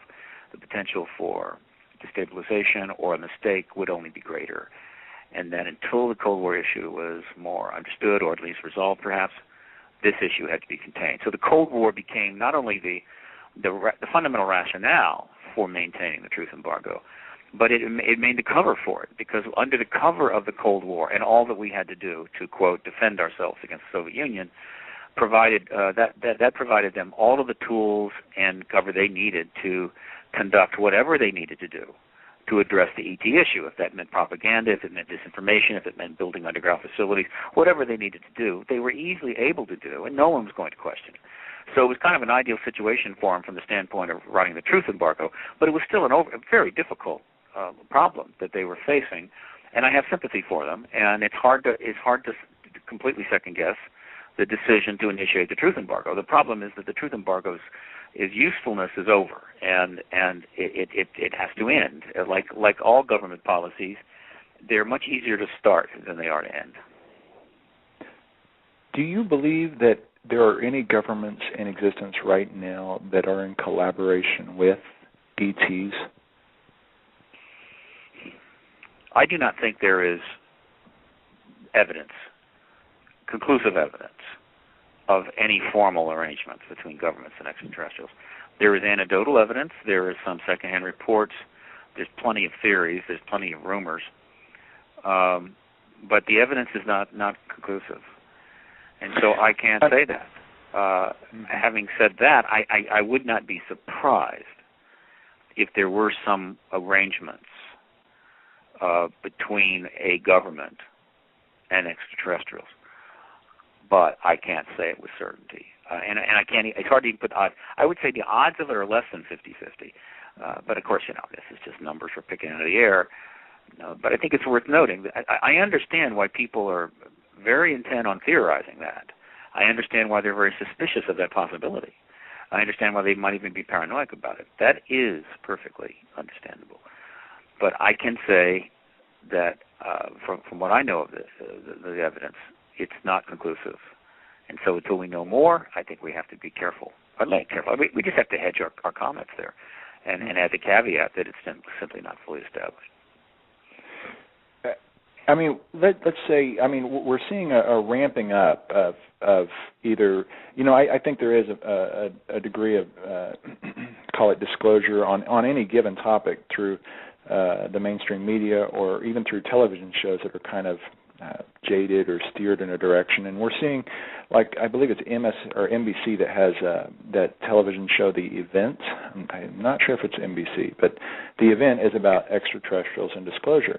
Now, when disclosure does occur, do you expect the motherships to start appearing, or is it going to be just they're here, we know they're here, and they don't show up?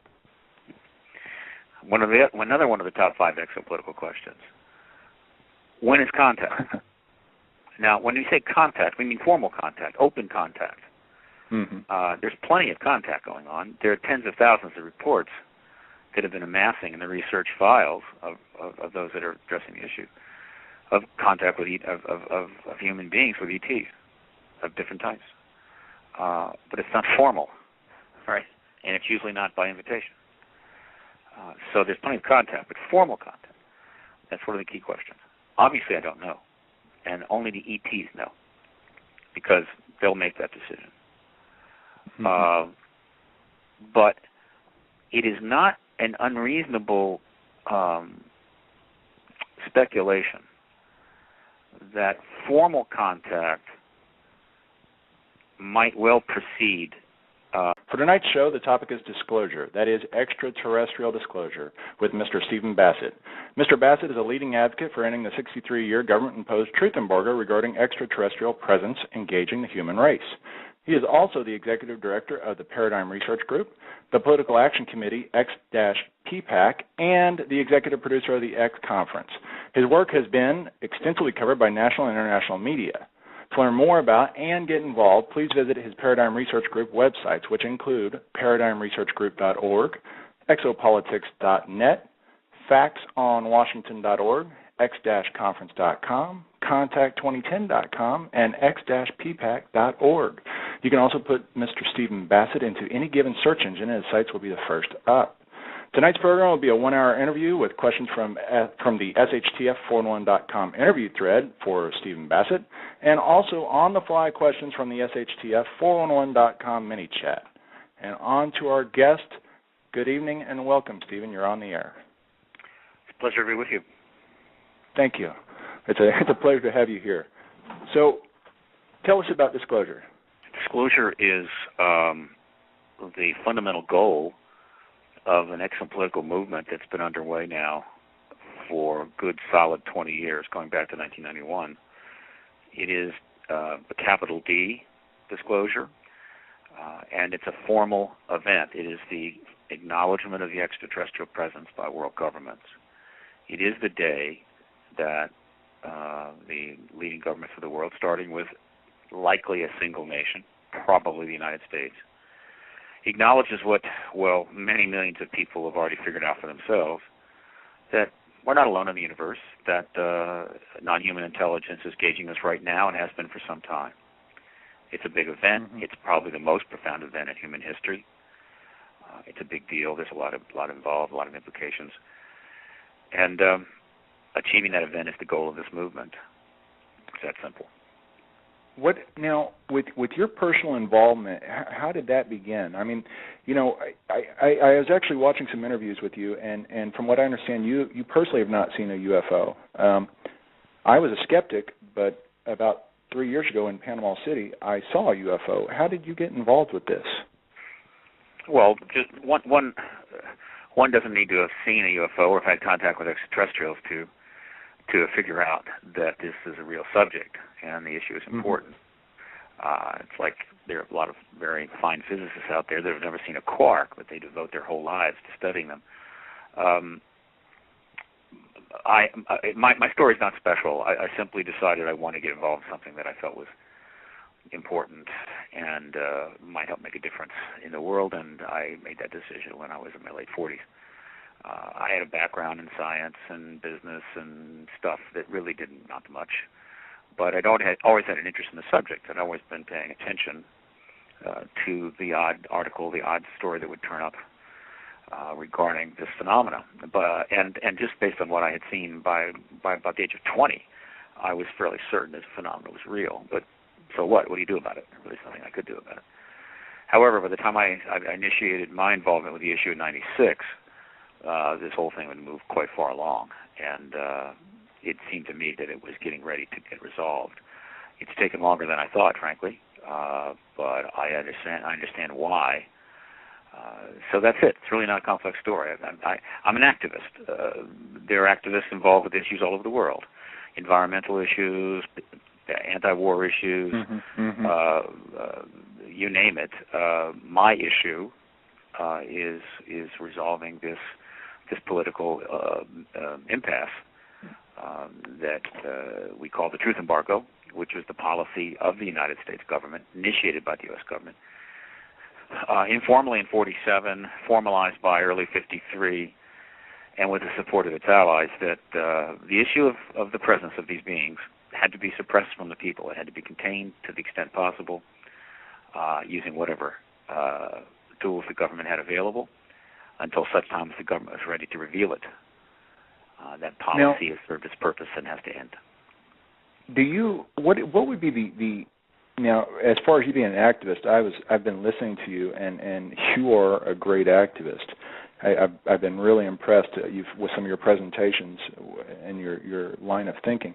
But let me ask you, what do you believe is the number one reason for the suppression of extraterrestrial life in combination with our life or interacting with our life? Why are they suppressing it? There's not a simple answer to that.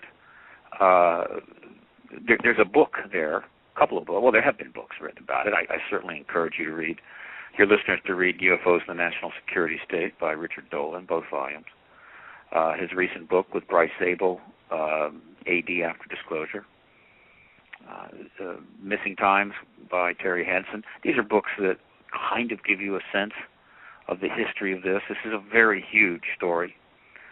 But the short answer to that very important question, one of the top 5 exopolitical questions that you can ask, is that the government was faced, whatever the government knew about extraterrestrials prior to '47, and we think they did know something. We think that there's evidence of things happening going back even into the '30s, but it was very well contained, not a public problem, not a public issue.